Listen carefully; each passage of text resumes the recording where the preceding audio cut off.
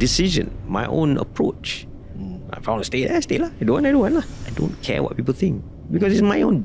But when you work with the right people, you work with the right amount of strength, you get the best out of everyone, and everyone will be relying on you to make that decision. I would agree with Dato' Maidin on the basis that maybe it's a bit traditional in that sense. Siapa yang akan dengar complain you? Betul. The first person to hear.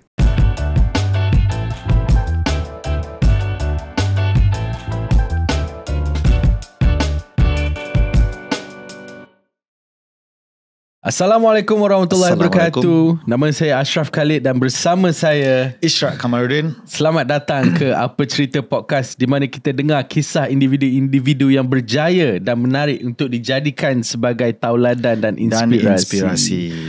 Alright. Hari ni adalah pertama kali ke Apa Cerita ni kita ada seorang ahli korporat yang bukan founder. Yes. Tapi dia punya level international lah. Kan? Permulaan kami untuk introduce our CEO series. Before this has always been founder series, right? Yes. So this is our first CEO series, episod pertama, dan seorang yang sangat special untuk especially Ishraq. Mostly untuk Ishraq lah kan? And in fact before this episode started pun kita dah di-hypekan oleh Ishraq pasal dia punya boss ni kan. So Ishraq, maybe you want to formally introduce our guest today? Yes, my pleasure. But before that, we want to ask all the viewers and listeners out there, tolonglah subscribe untuk Apa Cerita, because it will always help our algorithm. Yes. Alright, so I'll start. A true leader, terkenal di dunia korporat. Kalau Google, banyak keluar muka beliau. Sama ada ayah tapi at the back. Yang terkini di dalam industri penerbangan. Hence why he is very close to me. Yes. Terlibat dengan brand-brand yang tidak lagi asing dari semua orang, iaitu Airasia, Proton, Naza, Nike and UPS. Bangsa Melayu yang pertama pernah menjadi team principal, atau I would say ketua pasukan dalam bahasa Melayu, di F1. Bukan kereta lumba haram, maaf. This F1, the top of the top. So my highest respect to him. So kira kita ada representation lah kat F1 Yes. So my highest respect to him, as I personally see his leadership in action dalam 6 tahun kebelakang ini. Front row seat, bro. Right? So time business bagus, time business jatuh, dan also time business tengah cuba nak recover. Team kita yang prepare research for our guest today pun excited untuk hari ini. Dan sebab dia pun sebenarnya ex-staff juga. For a very short time, yes.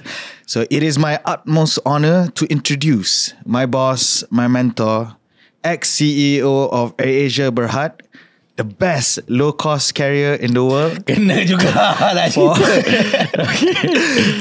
years in a row. And now board of advisor of Airasia Aviation Group, Riad Asmat. Alright, so welcome. Welcome, boss. Mr. Riad. Thank you for your invite. Thanks for your time, the boss. time also. Happy to be here. I will answer what I can, and what I cannot lah. InsyaAllah soalan-soalan kita semua soalan-soalan yang baik. So insyaAllah tak ada yang tak boleh jawab. Okay je. Normally in the beginning we always ask nak panggil nama for our guest, but I will still, my highest respect to you, boss, I'll still call you boss. Tak ada lah, Riad okay lah. I boleh panggil Riad lah. Tapi I cakap dengan awak tadi, panggil Riad tak apa. Dia cakap tak boleh bro, aku punya respect kat Riad ni terlalu tinggi bro. Aku nak panggil boss kat Riad is fine. Riad is fine. So, you know why I say Riad is a true leader. To the viewers too out there, I dah baca banyak buku, boss. Actually, I have trained him well. But I've never told you this. I read a lot of management books, leadership books, even during my time with you, kan? Tapi especially waktu kerja dengan you lah. And I think I'm quite lucky, boss, because every time I baca, there were principal concepts shared in the book. And besok tu masuk kerja, I see it in action. Where see you practice, exactly. So it's like you know, you already read. I feel, dia dah baca buku ni. Tak. Kan? For example, like No, Jack maybe Welch. dia tak baca tapi dia yang penulis. Lain-lain. Dah boleh tulis kan. So to all you viewers out there, you want to stick around for this show also, because you know, I'm sure Riad have done many interviews, tapi this one will be different, exclusive to Apa Cerita. Yeah. Alright, so we want to start off by talking a bit about your family background lah. Yeah, sure. Kan, so of course, growing up kita tahu your father is someone yang quite iconic juga dekat dalam Malaysia ni, especially in MITI, especially in the government punya world. Yep. He's been around for many years, so dia pun kira Tan Sri juga, kan. So Betul. and I think you pun ada mention a few times he is one of your biggest role model as well. Dan dilahirkan sebagai anak sulung. The first 3 years, if I'm not mistaken, you were in Belgium. So maybe you can tell us a bit about how was it growing up? My perspective lah, how we grew up. Number one, okay, Belgium, I was so small, like can't even remember anything actually, to be honest. Two of my sisters were born there as well. But I think the real spurt of experience I can say is when we moved back to Malaysia, Section 14, from PJ Boy. Yep. At the end of the day, siblings, total were 4 of us. Seorang dah meninggal. But we grew up in Section 14. I went to sekolah Sri Petaling. And lepas primary school masuk Bukit Bintang. So I would say I'm a real Malaysian. I had kindergarten punya experience, I guess, dekat elementary dekat Belgium. Supposedly I could speak French. Oh really? Parlez-vous français, so on and so forth. Oh, merci. So I don't know what happened, tapi bila dalam Malaysia jadi anak Malaysia terus. Tapi growing up in Section 14, I think, you know, was probably the highlight of my life lah. At the end of the day kan. Of course, my parents were very liberal in their thinking, to be fair. At the same time, they were disciplinarians. My mother was a lecturer, so cikgu, English. So she always get irritated when I cakap Melayu. I tak nak cakap English dengan dia. But she wants me to be better in English, so on and so forth. My father was the authority lah, at the end of the day. And a very disciplined man that worked in one ministry all the way to 35 years, all the way to his retirement. So I think there were certain structures yang dah established on us, the children, how we were growing up in. But we were given our own freedom in one sense or another. They trusted us enough. Saya sebagai anak sulung, obviously I have to set some examples kan. Yep. Majority not so good.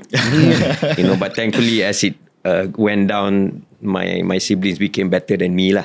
Daripada segi pembelajaran, you know, no, they were definitely better. My sister is a doctor, a surgeon in Singapore. But you were the CEO of Airasia. Yeah, tapi you know, I'm not saving lives. Okay. She's saving lives kan.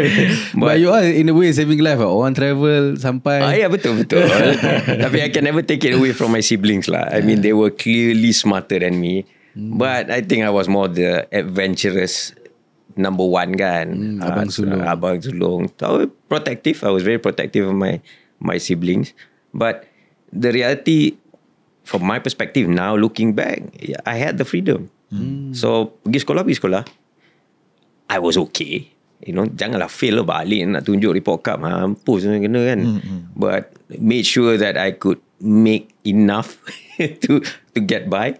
But I was always looking forward. Habis sekolah, kalau sekolah pagi, petang, habis ada homework buat kerja, cabut naik basikal, hilang sampai maghrib. Dia macam tu lah. So basikal tu, that was part of my life tu. Best friend. Basikal tu daripada dulu my dad would buy me. You bukan masuk masa hype ni lah. Kita dah naik basikal lama. I was racing BMX in TT Wangsa, so on and so forth.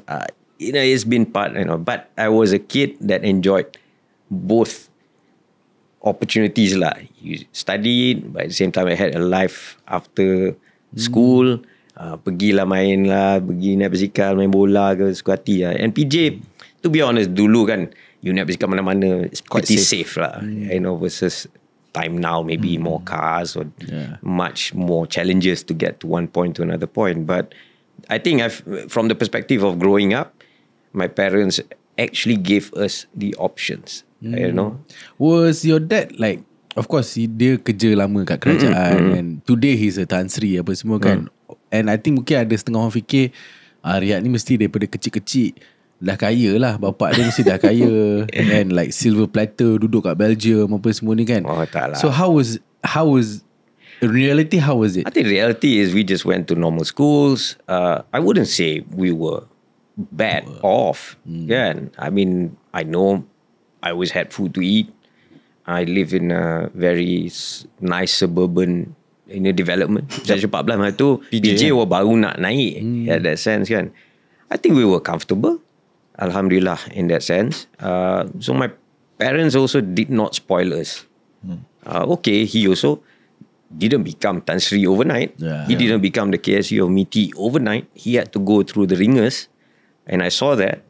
But that drive in him to be where he wanted to be was also something that he Pass it down. Dia, my mother for example pun sama juga. I mean, started off as a lecturer aja, last lah jadi ketua pengarah, you know, things like that. But your mom was KP also? KP dekat ITM. She was the one that established the twinning programs dengan America and the other countries, so on and so forth. So I saw all that in that sense. But to your point, Ashraf tadi, you know, how I felt, I think we led, you know, a very good, comfortable life. It was fair, but we were never spoiled in any sense. Money ke apa and all that, you had to earn, or you were given an allowance. That's it. You got to figure that one out. Celebrations would come and go, and those were the days you look forward to when you get extras. For example, especially your birthdays kan. And when Abah comes and says, okay, what do you want? You know. Tapi ada limit until juga. a certain point ada limit juga kan. So it depends. In my perspective, I think it was really, really good for me as a kid to grow up in an environment that was very conducive for me to grow into who I am today at the end of the day. Faham? And you know, did your leadership skill ni have any influence during your childhood days? Macam where while did you pick up all these leadership skills? I think one, being a small kid, when I say small, literally small, if you go look at my sekolah, ada sekolah menengah pun dah tak besar pun.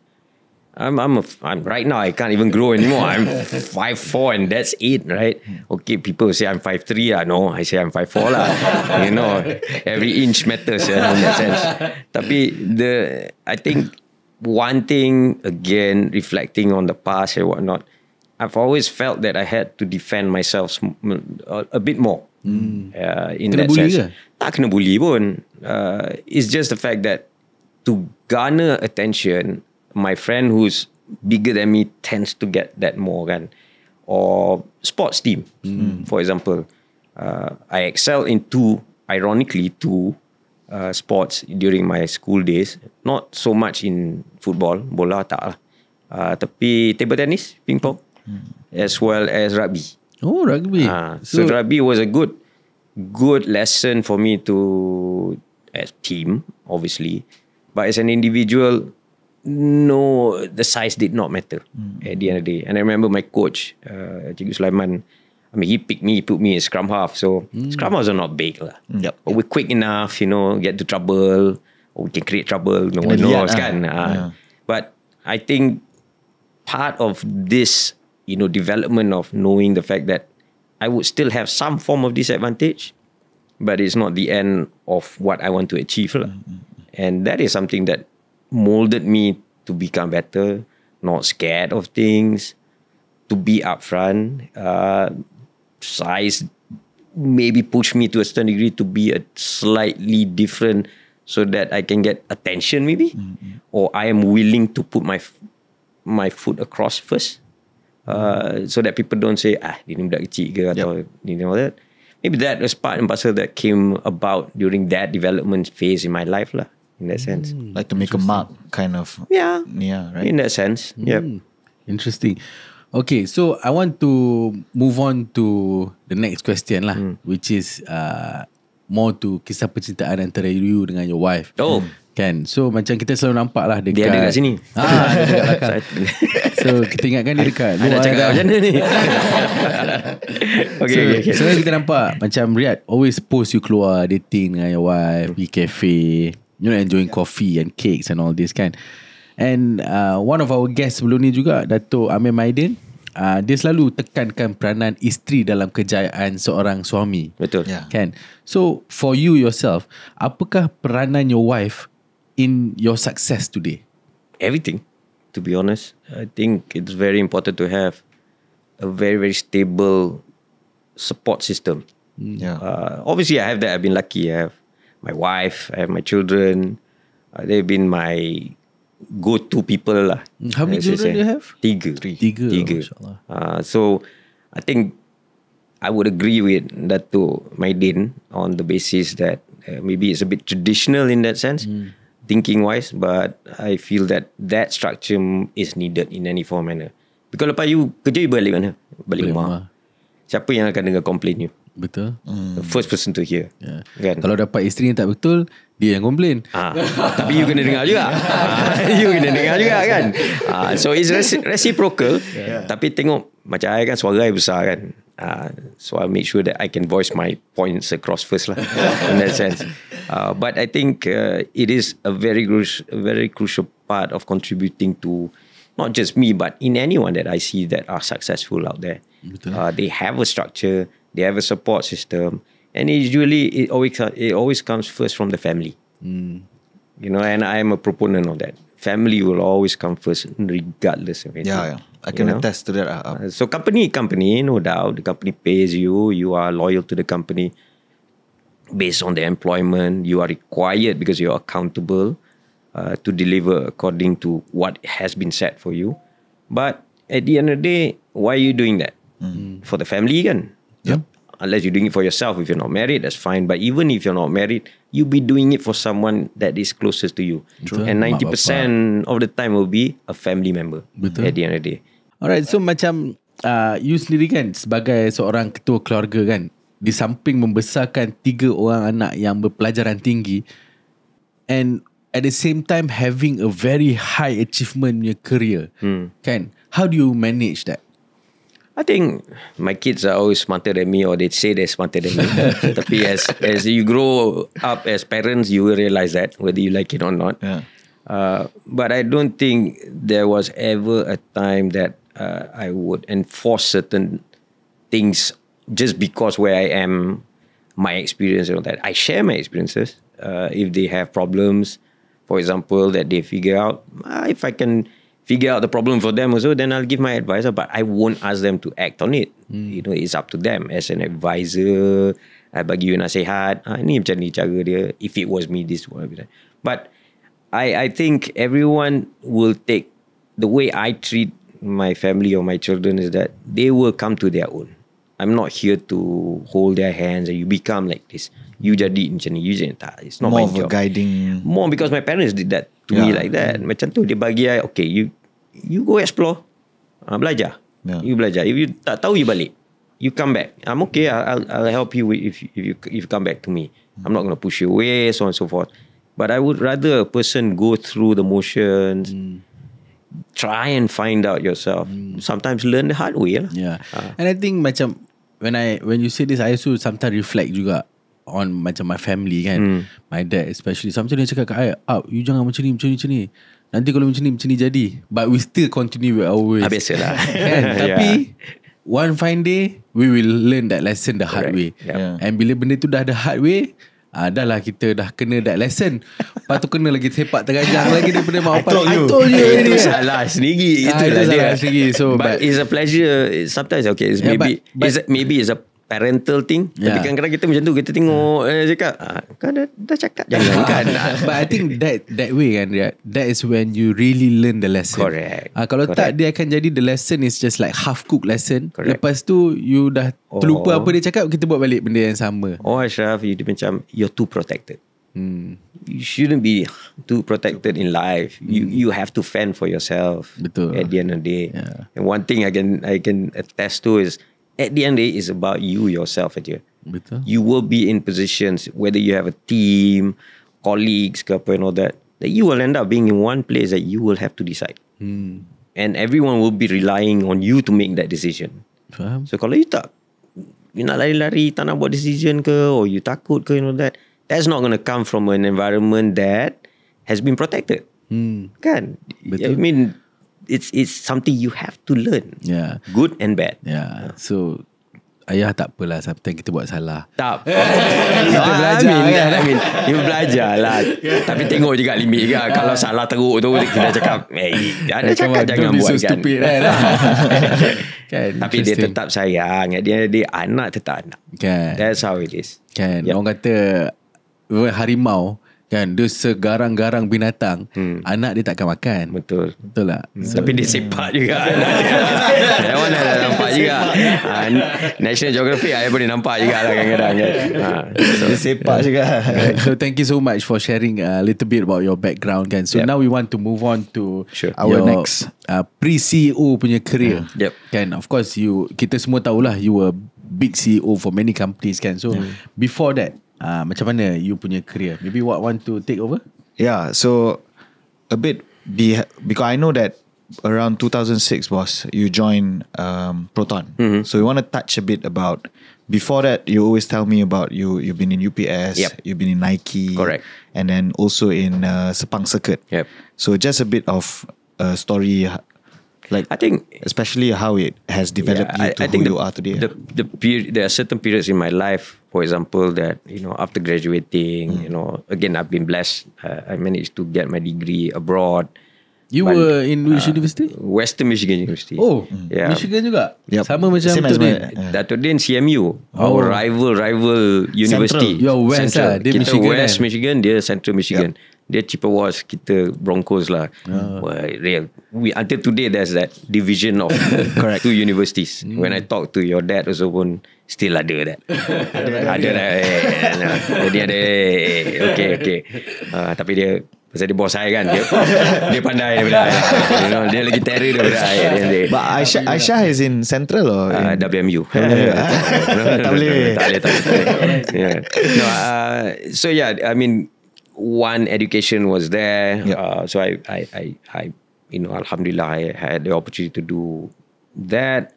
Came back, started exploring actually the real working life lah. Sorry, in university what did you study? I studied for my degree. I majored in public relations. Public relations. And I minored in marketing.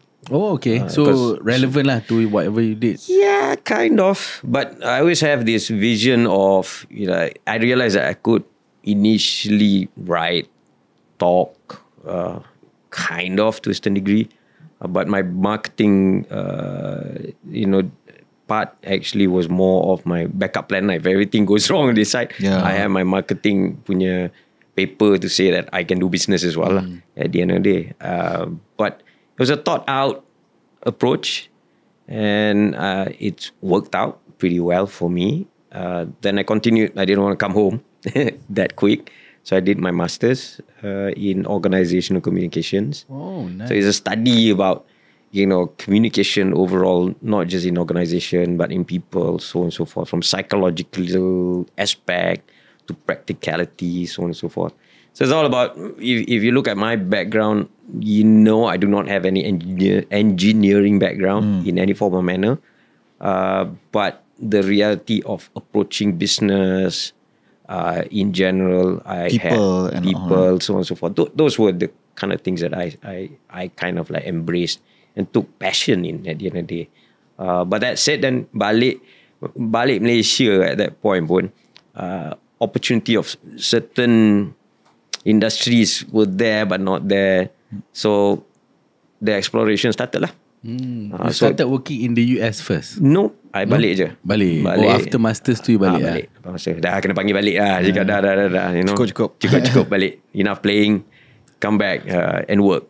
So coming back to Malaysia, I think you look at what abilities you had and how you could fit yourself in these organizations or these industries.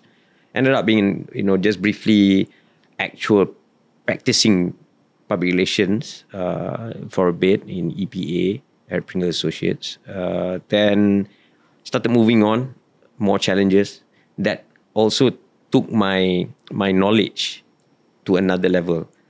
So when I started working dekat Nike, for example, it not only pulled me into the comm side, public relation side, but the marketing side. Dia bagi I buat dua-dua. So in that perspective, then I could apply what I was learning from theoretical perspective to actual life punya approach. And I remember during my time in Nike, it was great because masa tu Nike baru nak masuk football, bola sepak. And our icon masa tu was Ronaldo, the R9. Oh wow. Masa tu. And I remember we worked very hard on that, introducing the football SKUs. I think I was one of the customers also. Oh yeah, the Vapor, right? Die hard fan. Die hard Ronaldo. Yeah, I remember it's the silver and ada goal juga dia buat. Yeah. So we kind of like the World Cup was important. I think this was point. 2002, right? Yep. Yeah, should be around there. Then the World Cup he didn't play. He played for a bit in the final, then didn't do too well lah, because he wasn't well. But till today, I menyesal pasal tak pergi for final tu lah, because I was in France. Oh, Yeah. Someone gave me a ticket. I didn't want to go. Why? Too tired.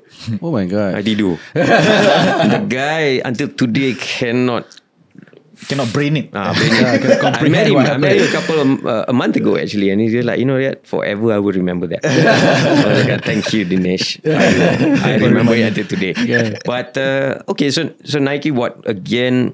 Career path kan. So you get to expand your knowledge, expand your area. So my expertise was in communication, marketing. Then after that, I ended up doing Formula 1 through Sepang Circuit. SIC. MHB lah. I masuk MHB, MHB. SIC. That's where I still have friends until today. Dekat MHB, because I'm, a lot of the people that I joined are still in MHB. So the irony of it is when I got into AirAsia, I was dealing with a lot of my friends dekat the operation side, and they have been, the good thing about relationships, one thing, you establish them, it could be 3 months, it could be a year, it could be 5-10 years. If you're a good person, you will always have that level of friendship and relationship. And we will always establish, or we will always not forget that part. So my life was much, much easier when I got into AirAsia at that point also lah. Well, when you were in Nike, you met the Ali Ihsan guy also, right? Yeah, I met. Yeah, I don't think he'll remember me lah. But he met me and one of my colleagues, Din. You should talk to him. He went through a lot. The founder, right? The founder. He went through a lot to try and sell the Nike brand, for example. He tried to get it tapi tak dapat. Tak dapat. Bermula. Starting tak dapat. So he had to go through a lot of challenges and whatnot. And I remember at the end of the day, Nike Singapore gave him the support first. Then he started the ball rolling from there lah, in a sense. But again, the life that I have led, or where I am today, I've met a lot of people, and some have become successful, some unfortunately not so, but not bad, to be fair. And I think it's just those type of experiences that I appreciate very much. Maybe I had a role in some, maybe I didn't have a role in some, but it's something that I can reflect now and say, yeah, I remember that. And you learn from all this. So Nike, yes, marketing gave me the marketing capabilities, enhanced it even more. Public relations as well. Good and bad situations also in Nike pun ada juga. Kecil-kecil kat Nike Malaysia ni you ada. picked up a lot of communication. Correct, yeah. And how to manage. And I think I really started establishing my relationship with the media through when I was in Nike. So a lot of the editors were writers then, now editors, for example. So kita sekarang we grew up together lah at the end of the day. So I think Nike gave me that marketing, public relation punya ability to understand more in application dekat Malaysia at that point. Then obviously Sepang sikit, extended the same, more very communication based. To manage the media. At that time, who was the boss? Razlan ke? Tak, Before Razlan? Hussein Ali masa tu. And I worked with my boss then, and still my friend, brother until today, Dinesh. He was a head of comms for Sepang Sikit at that point. Oh, okay. Yeah, so at that point it was more just managing media expectations, because first race, some expectations were put. F1 was already in Malaysia at that time. It was 1999 was the first race. Okay. So that was the year that everything had to be established from scratch. So communication, marketing, semua lah kena buat the first race punya approach. So it was mind blowing for me, because I got sent to the first race in my first experience Montreal for the race. Hakkinen won that one. I remember. Mika. Yep. He beat everyone. As cool as he can be, but it was interesting because again we were working in a world with very minimal internet. Everything was still faxed. We had pigeonholes. So any news releases and all that masuk dalam pigeonhole. Ini zaman kita. One of the first few items in the world of communication that we had to learn, or I had to learn, was how to work a photostat machine. Nak keluar ink, nak keluar ni, jangan pegang tu. What was the pigeonhole you were saying just now? So pigeonholes are basically macam media center. Media center tu, dia ada kotak-kotak tu. So katakan Formula 1 team tu ada announce apa-apa, dia akan print out, dia masuk. So how do you receive that? No. Then the media officers or the media will come out and look at the pigeonholes and then ambil lah. That would be the release. Sekarang ni email atau WhatsApp je kan? Perbezaan dia macam langit dengan bumi lah. So maksudnya kita tengah cakap dengan orang tua kan ni? Very tua dah sekarang. So the level of I can look at photostat. Tapi masa tu burung bukan hantar pakai burung ke? Belum lagi. Itu backup plan. Itu backup plan. Ada backup plan lagi masa tu. But no, I mean the reality is memang masa time tu kita communicate dengan media pun fax. Lepas fax kita ambil telefon landline tu, telefon editor. Telefon editor, tiap-tiap editor. Dapat tak cik? Dapat ke tidak? And then the pigeonholes are always at places that macam there's something happening lah. So macam MES, Malaysian Exhibition Services, DSA tu, there will be a media center. Kat luar media center tu akan ada pigeonholes. Kat situ lah siapa-siapa kalau macam some product is launched and all that, the owner of the product will come do a news release and all that. They make sure they put it in. All the press release, everything correct. It's all manual. Everything was manual.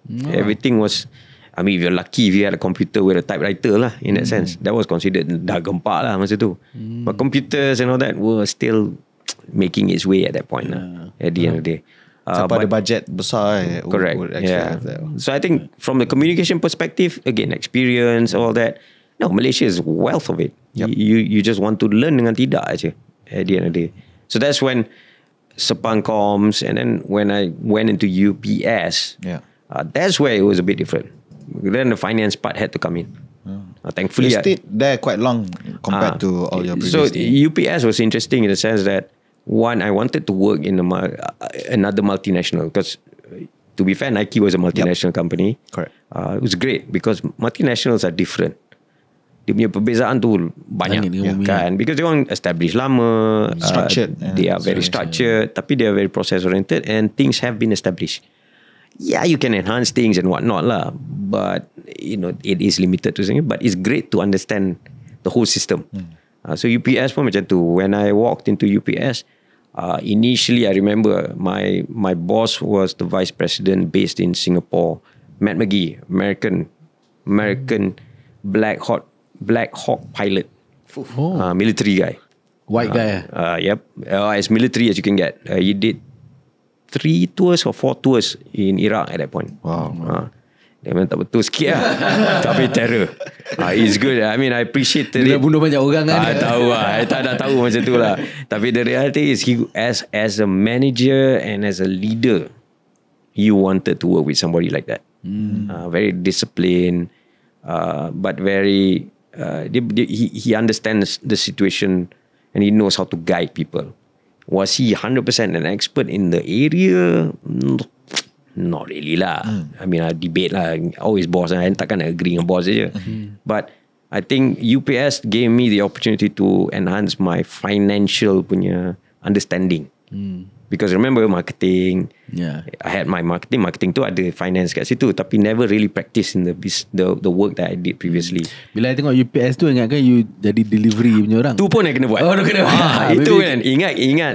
So UPS, as I said initially, is a very unique organization. When I first walked in, I remember, I got interviewed by this American guy, and it was I remember it was a walk-in interview, literally. Not walk-in lah, I mean you apply and they called me in. I went in, I did the interview, I got out, went into my car, nak start engine kena panggil balik naik atas. And he looked at me and said, "You're in." So I cakap, okay. I saw some candidates. I was like, okay. Too bad. Life kan. You grab it. Do you want it? Do you want this opportunity? I cakap, yeah, I grab it. I tak tahu pun kan, UPS, I've read about it, I know a bit about it. Hantar barang, hantar kotak kan. Maybe dia nak suruh I buat marketing sikit ke PR, okay lah kan. No, I have to do revenue management. That's part and parcel of our role as marketing punya side kat situ. Revenue management, which is the financial part. The profitability of the business must be managed. Not the sales. You manage the sales team at the end of the day. So you work closely with the sales team. So dekat sana is where I started the understanding of one, neutrality. This is an organization that treated everyone equally. Equal. They have a book. It's called the Blue Book. This Blue Book is given to all the employees on day 1 of employment. Buku dia besar ni je, kecil je. Yeah, I remember it in my heart. First sentence, first page, first point, first sentence. We call each other by first name only. You ada title ke, you tak ada title ke, dia tak kisah. I remember when the CEO of UPS, remember this is a multinational, multi-billion dollar company. Mike SQ is our CEO then. He came down to Malaysia and Malaysia kan gitu macam, sir, this kind of call me Mike. The reality of it. And all we amongst ourselves, whatever rank you may be, is all first name. First name. No acknowledgement of anything else. Tak kisahlah you besar mana kat dalam UPS tu. But that was a lesson for me that, okay, Malaysian kan. Kau tak cik, tuan haji, datuk.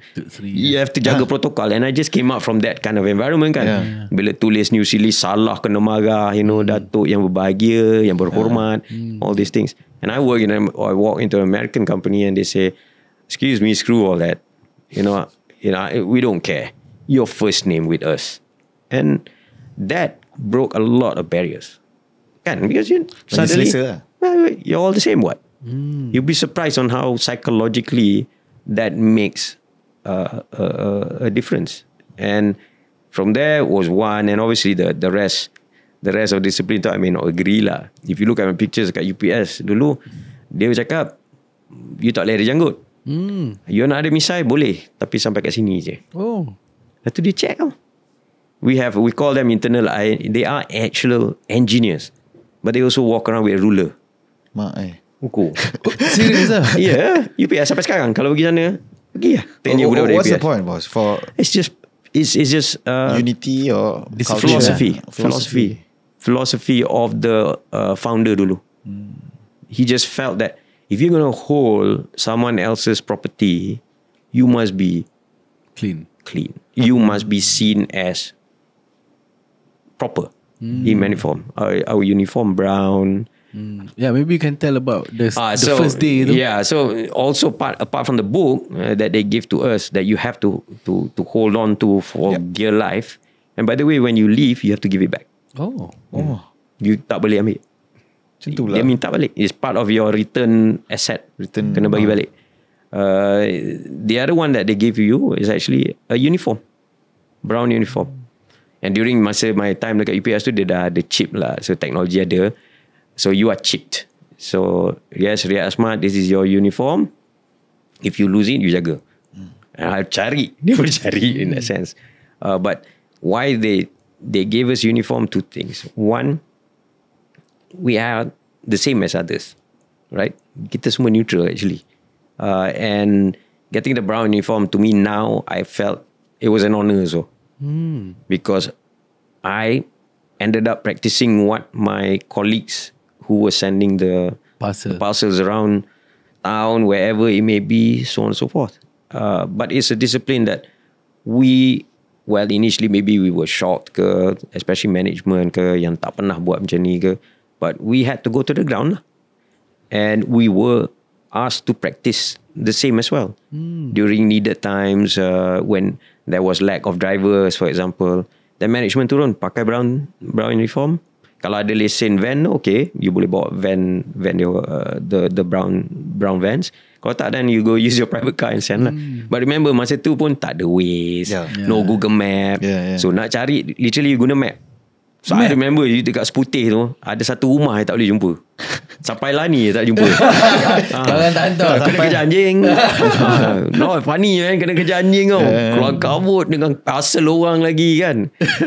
So I was 99% effective on that day. And I never had the end of it because all my colleagues all made 100%. So I lah kena kan bahan.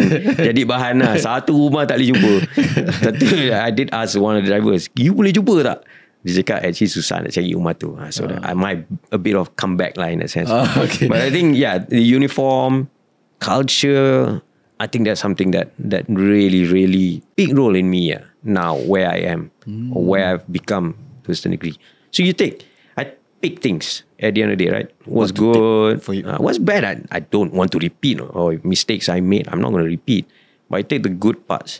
And people may think that, yeah, you kerja banyak tempat. Yeah, but it's fun. Yeah. I never thought otherwise. I never felt that it was a problem. Yeah, but macam you kerja banyak tempat, and your father stay in Miti, takkan dia tak bising langsung kat you? Bising. Ya amatnya bising. Kan? Kenapa tak duduk diam? Abah okey je kerja satu tempat. Tu abah. Kan? Bukan abah je, mak pun. Mama pun sama. Tapi you know, but maybe that's me lah. But they never force me to do anything pun. Even through the career path, obviously they were monitoring ni Muhammad ni macam anak. Kan? Jatuh ke tak jatuh. So I make sure I tak jatuh lah. Kan? I don't fall lah. So I think your first few years of your career tu, a lot of short stint. Correct. Like 1 year, 2 years, 3 years.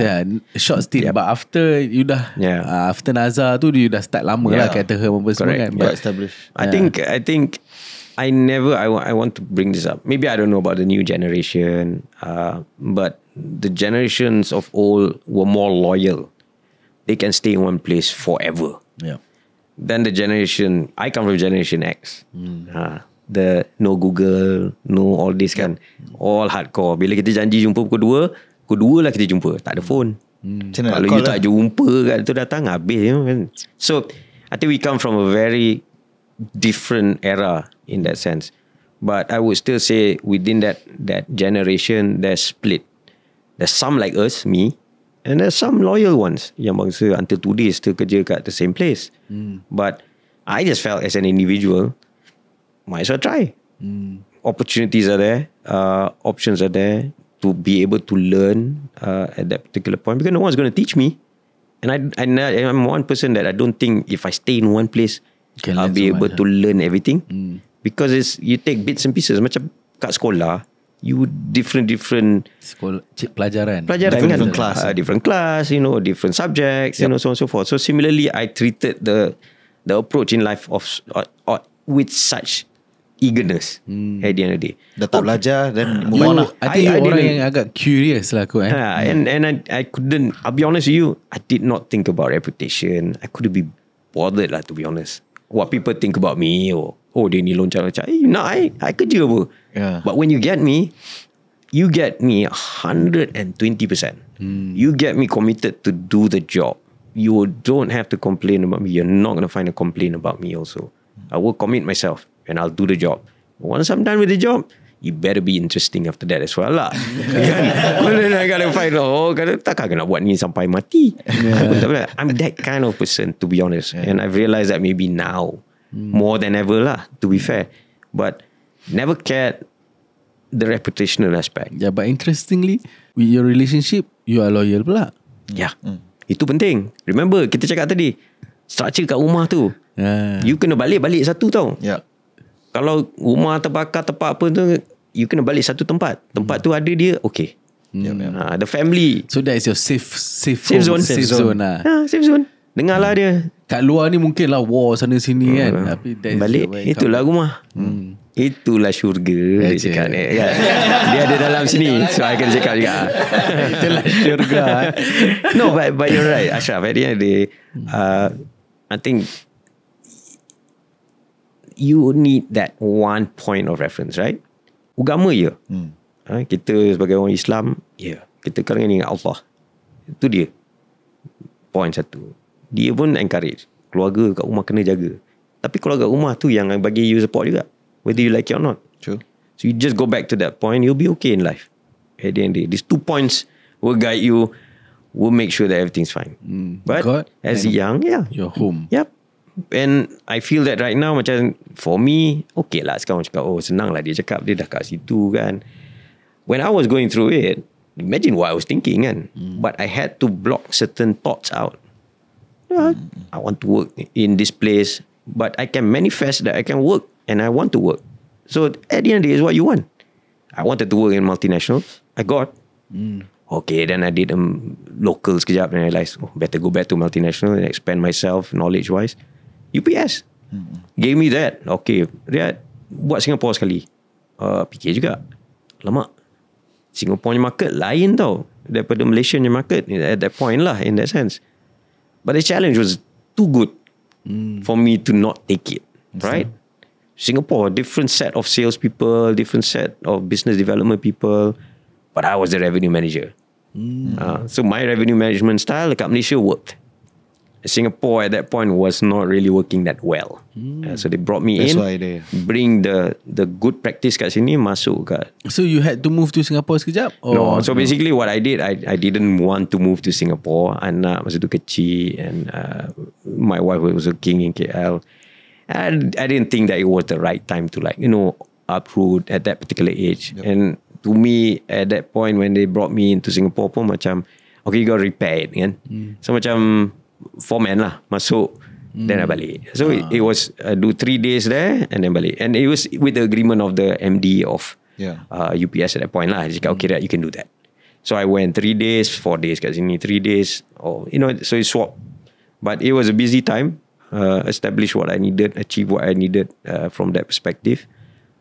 Then after a while, I got a good understanding about finance, revenue management, budgets, discipline. Culture was great. Then I thought, okay, I can't be doing this back and forth juga lah. And the option was that at that point pun UPS, there were ups and downs. UPS pun had to size down juga at one point. Nike pun, during when my time in Nike pun, they sized down. So I've seen a lot. Yep. People. I think you told me about how Nike sized down. Very brutal. Yeah. So sizing down my experience in the past, I don't know. I always find my situation where I will know because I'm the communicator kan. So I'll get the whole list first. The nama siapa, kawan-kawan siapa yang nak kena. Dia tak tahu, I dah tahu dia besok tak ada kerja. It's not nice lah in that sense. So kind of like macam, yeah, all this is fine and dandy, but it comes with the authority and your position. Yeah. But I appreciate it. The trust that they put in a person like me to have, so on and so forth.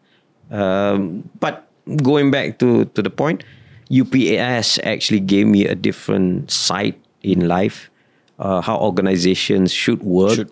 I don't agree with certain parts, like macam why I cannot have misai, lebih, tak janggut sikit tak boleh, all this baju. So it's very disciplined. To me, that part I didn't really like lah. Well, at all this point have you ever thought that, okay, I want to be a CEO one day or whatnot, or I want to be a leader of an organization?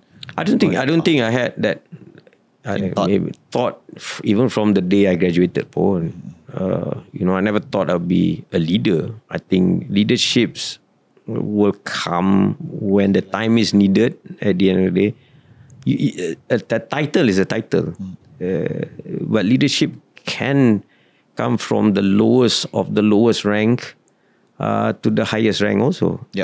So I don't think, I wouldn't take the word too lightly. But if you ask me, did I grow up to become a leader? Nak jadi leader sangat? Tak sangat lah. Really, no, I don't think it was manifesting it or whatnot. No. And I never actually, maybe people say, you're not ambitious enough lah, Riad. No, but I kind of like to go with the flow. Step by step. I learn. If I've given the opportunity, I will grab it. And from there, then you develop yourself even better. That comes with the natural aspect of having to lead a set of people or an organization. But I don't think anybody should be looking for that.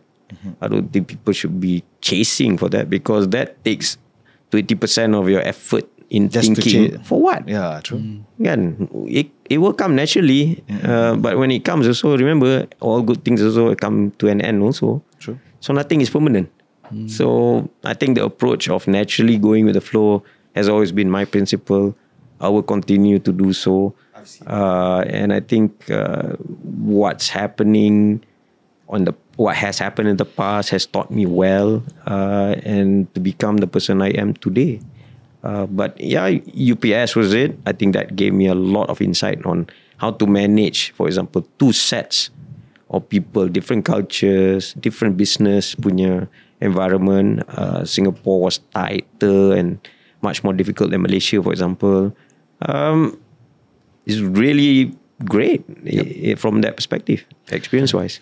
So last question, boss, before we go into a break.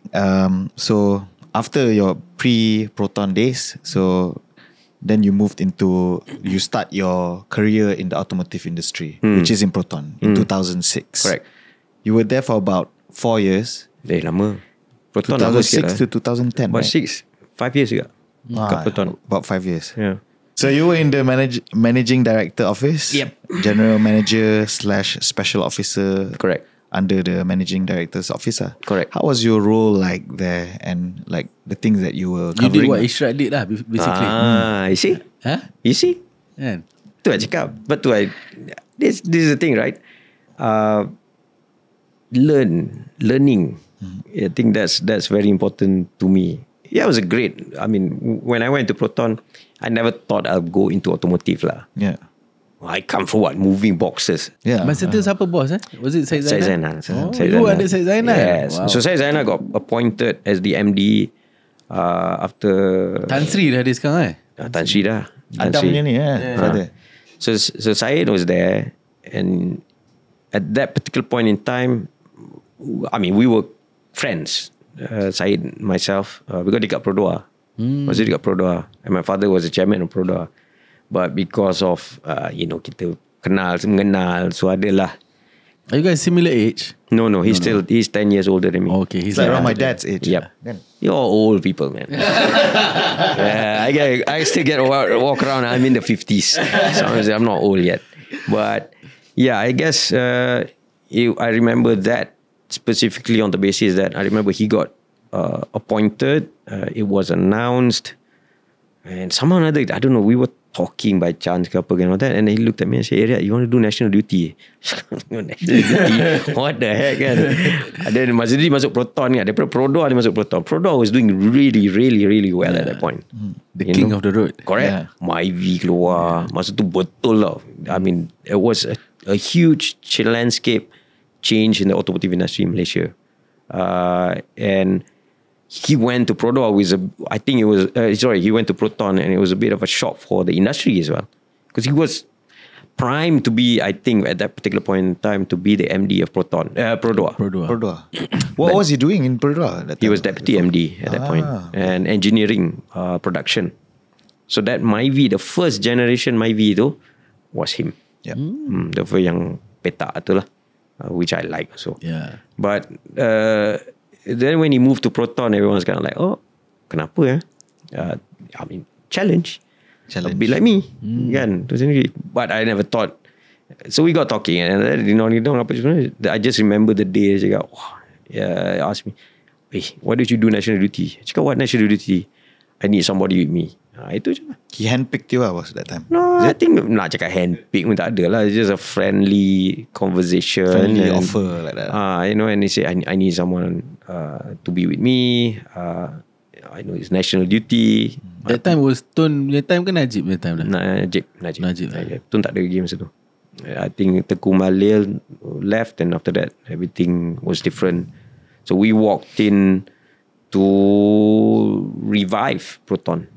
It was in a dire state at that point. I remember that very specifically. I berjumpa, I remember a week or 2 weeks into the business with Syed, and we sat down, I think lepas maghrib ke apa nah. I think you tipu I didn't think I remember cakap, Syed, I didn't think it was that bad lah. But we stuck through it. We worked throughout those very, very challenging period for Proton specifically. I mean, Alhamdulillah, Proton now, even I drive, I know it's partnership with Chinese company. But it's a great thing at the end of the day. Quality has gone up. Proton is there still. But I think that part tu kat Proton tu was also another different set of world that I got involved in. Syed mentored me in many ways. And I still credit him for some of the things that I bring with me now. Yep. Because I remember having to wake up early in the morning, masuk factory. Apa nak masuk factory? Dekat UPS lah kena hantar barang kan. Masuk factory pula. Apa tak habis-habis belajar ni kan. But I understand because it's all part of the relationship, right? If you don't walk the floor, you wouldn't know what's going on in the factory. And he was a floor guy. He was a factory guy. He knew people on ground. So he practiced what he practiced in Produa, masuk Proton. So pagi-pagi ada gambar. Lepas gambar, then everyone goes to their stations. And I'll walk with him lah. And he'll teach me this machinery, do what, that. So I'll know if it's a welding machine. If it's sputtering or I dah tahu. Sampai sekarang I tahu. I will know whether it's okay ke tidak. Because he taught me. From an engineering point of view, he was sharing his knowledge and understanding to me. But I appreciate it because that helped me to get to know everyone on the floor as well. As an officer of his office. Because I reflect him at the end of the day. Kan? Kalau I buat benda lain, dia buat benda lain, then I'm not representative of the office. So I took pride and honor in ensuring that Syed's office was always at that level. If he's like that, then whatever I am must be at that level, even though I'm not the MD. Kan? So the advisory role or the pemantauan part and all that, I have to make sure that it's tip-top all the time lah, in that sense. So he taught me how relationships should be in an organisation in Malaysia specifically, because it's not an MNC lain. Kan? Malaysia punya company lain, bila politics macam mana, orang macam mana, union ada lagi, and I felt that learning from him allowed me to develop myself from a personality punya perspective also. And I think that was your first job yang you betul-betul duduk lama lah. Correct. Yeah. So I think that I really enjoyed, and it was my first foray into the automotive industry. Did you guys manage to turn around?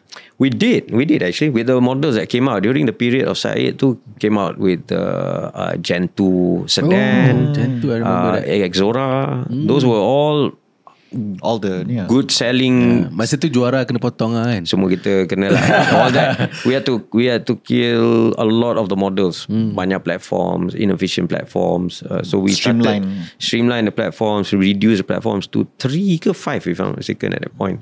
Even Exora was built on the Gen 2 platform. So you get efficiencies out of that. But all this is Syed and his team lah. These guys were there. I remember them fondly, and day and night we were working hard. But yeah, I would say he did turn it around. People will argue with me on that lah. But in terms of bottom line? He did. I know when I left, it was in the black at least for the period of 1 year when I left after that lah, in that sense. But the reality is, a lot of people will, numbers are numbers. I don't deny the fact. At the end of the day, we all work on numbers. But we must also appreciate the fact that somebody managed a situation with very minimal resources and stop the bleeding and managed it to become better. Itu orang tak tulis mana-mana. But when I see that in the teams I had to work with and people who really put their heart, soul into it, bled for it and all that, they should be appreciated. Yep. But kadang-kadang benda macam ni orang tak nampak. Kan orang tengok nombor and maybe unfortunately these things, because kalau orang buat kerja dia tak gembar-gembur kan. Dia buat kerja. They just do their jobs. That's it. Some of them are introverts. They're not want to come out and say, I did this. No, why should they anyway? Because it's their job. Right? But I until today, I still appreciate what I, for one, had the experience in Proton. I am not shy about it. Proton, as I said, when I have a Proton, I still drive a Proton. There's a sense of pride still in me. And, I think it is something that as a person, you learn a lot. But Proton gave me that bit where they say, okay, Riad, you buat ni. I've taken that into me and I practice a lot that I learned from my Proton days actually. People will say, dia GLC. Yeah, the bad part I know and I'm aware about the bad parts. But the good part, when I sit down with my colleagues in the factory, have makan dengan diorang, minum diorang, apa masalah dia semua kita tahu. It's managing expectations because they're the ones doing work. Bukan you. Kan? But if you don't understand how to manage that relationship expectations and all that, you buka kedai kopi pun tak kerti jaga kedai kopi. True. I can tell you that lah. Betul. Because I think the world is not run by robots kan. Run by human with emotion. Yes. As much as you want to put AI and any machinery in place and whatnot, I would still say, no robot can take over culture or create culture. No robot can come out with artistic views on things. Yeah, I think after this kita nak go more deeper into the culture and also how you transform Airasia ataupun how you manage Airasia.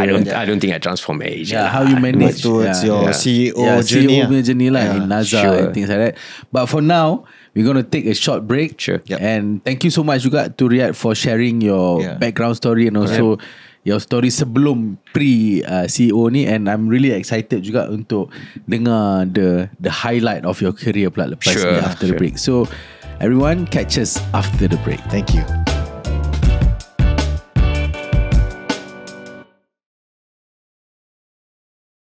Alright, welcome back to our second segment. Actually, third segment already now. Yes.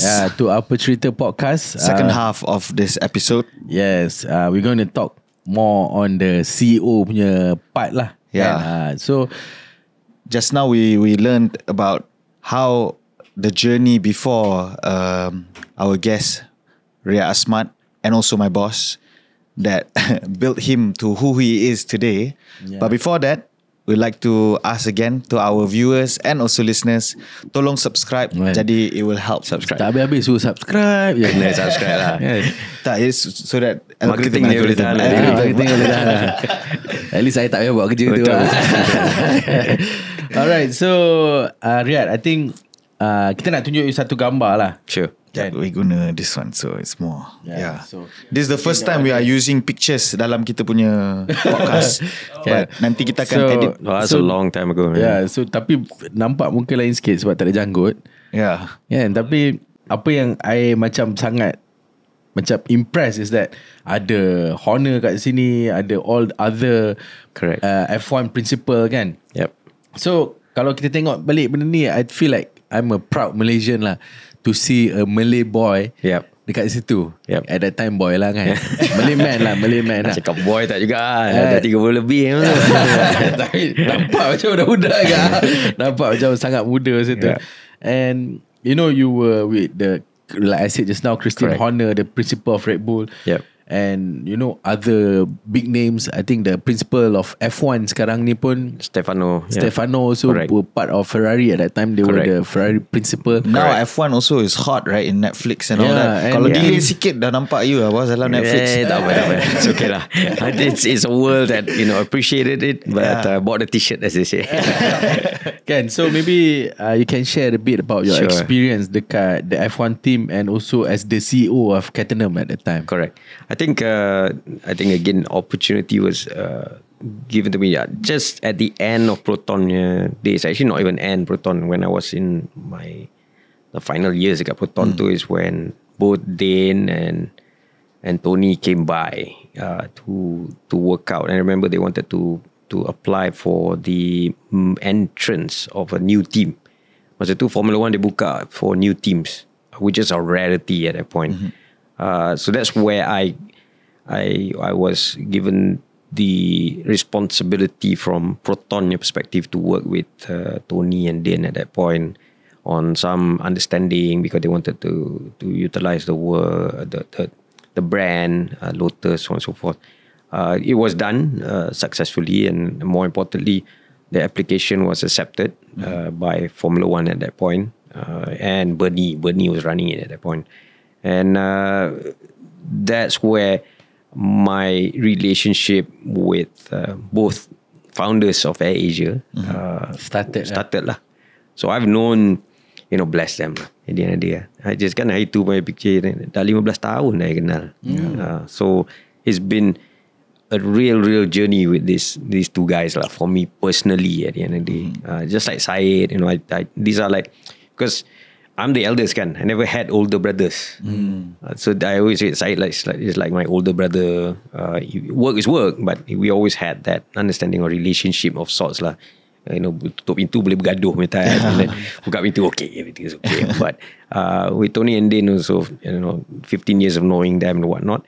But more importantly, that opportunity came about by them doing so. Whether it was meant to be in life for me, I don't know. But when they offered me the opportunity, I remember one of the things that was quoted to me by Tony is that, and I still learn from it also, and I apply it in life. If an opportunity knocks, grab it. You do not want to regret 50 years from now, I should have tried it lah. But it was like gila juga lah bro. Memang Umur gila. 30 lebih tiba-tiba Kena hantar. Tak ada lah 30 lebih, 38 kot, 37, 38. Still lah. No, I think that was still young. And then, Still quite young. masa tu you didn't have any experience as a CEO. You were none, yeah. Yeah, you were in the GM's I was GM in the MD's office. MD's office correct, and things like that. So to take that step Halfway across the world. Yeah. Pula kan. Beranikan diri. But not just halfway around the world. It's the whole world. Literally. Yes. Yeah. And I think you're right, Ashraf. But that's one thing, as I said, remember building up to where I was before and whatnot. I don't care about what people think. Yeah. That has got me. Boleh tahan juga lah, because you shut out that part, right? Yeah. But if you dare me, I will take the challenge.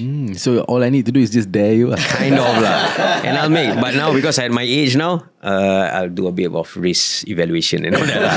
But at that particular point in time, it's Formula 1 kan? Langgar Formula 1. And then you're working for a Malaysian team. The pride, to me at least until today, still is the pride that I'm honoured to be associated with it. I don't care what people say about it, or you kat belakang and all that. Did you do it?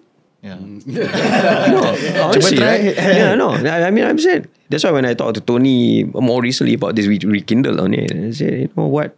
How bad it was in terms of performance. Did anyone else do it?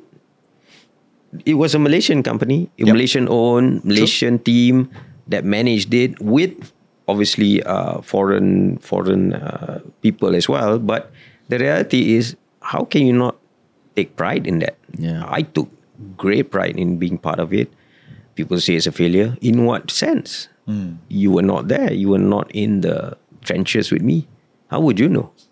At the end of the day, I think we came out, we gave a name, Yeah, I didn't go too great, but I still take a whole lot of pride in that one. But to your question, was I prepared? I don't think anybody would have been prepared, because remember, this was a company that just got established overnight. So no one, even if you put the best CEO in there, doesn't guarantee success also. True. So I just go on the quote. I remember meeting Tony at the end of the day. I cakap, just don't regret it. Don't try, you don't regret. Okay? So it's not a dare to me at that point, but the reality is it really sunk in. Because I was in Proton, I did all this automotive stuff. I know how cars are built and all that. Apalah susah sangat ni buat tiga kereta je. God, it's the fastest cars in the world. But the reality is not much difference in terms of what I was already doing with Syed or learning with Syed to do. Just applying it to a smaller setup. You just need to manage resources, manpower, equipment, materials, budget, and that's it. And Riad, dalam kita lah, orang Melayu ni, kita kan ada this inferiority complex sikit kan. Understand. And bila, yalah, lagi-lagi duduk bekerja dengan, I'm sure your staff, your team were, a lot of them Mak Saleh. 99%. Yeah, 99% Mak Saleh. And then at the same time, all your competitors are Mak Saleh. You tak ada ke rasa that inferiority masa tu? Never. Not at one point. But maybe people say, hey, you're overconfident maybe ke. Sekarang dah boleh cakap lah macam tu. No, I never had that inferior complex. Where'd you get this courage? Learning. Through my life. I was the smallest scrum half in the world. I think so. At the end of the day, you look at, I remember, okay, I know I'm reflecting back all the way back, but I remember my mother always emphasized to me that, you are no smaller than anyone else. You are heard, you will be listened to. And she is one that built that level of confidence in me, I think, at the very least. I mean, my dad had parts in it, but my mom was always the one. She was reminding you. She was the one. Because she's my mother ni, dia boleh tahan lah. Mulut dia lebih kurang macam I juga. Boleh bercakap kan. Kalau nak argue dengan dia pun, kalah tu you penat je lah. Kalah penat je lah. Tapi tak nak kalah kan. Tapi the reality is, I think that part, and then I remember why I was sent to America as well, because I'll be honest with you, if I stuck to the English education, jadi accountant and all that, I think I'll fail miserably lah. Because I wasn't made for that. My mom being a lecturer and a teacher and all that, kind of figured out that dia ni kalau hantar, habis lah koyak dia ni. Baik pergi. Hantar America. He will be able to flourish there. And true enough, in America, I'll be doing, in lectures, I'll be the one. Yeah, you're right. The part where kita orang Malaysia, not just Malays, but Malaysians tend to take a backstage because our education system teaches us to do that. Respect the teacher. Bila cakap cikgu pula, dia marah pula. Kan? Or bila cikgu suruh you bercakap, dia cakap you pandai sangat. So where's what the heck, right? And I think it's cultural lah. It's a culture thing, which I respect and I appreciate. Without that culture, we would not be Malaysians at the end of the day. And I appreciate it very much. But there are times that you need to come out and say, wait a minute, this is my opinion, you hear me out. And one thing America teaches you, well, whether you like it or not, is that they will pull you. You suka tak suka, you duduk kat belakang kan, lecturer tengok you 300 dalam auditorium dia panggil. What's your opinion? Kalau you tak buat, points tu, right?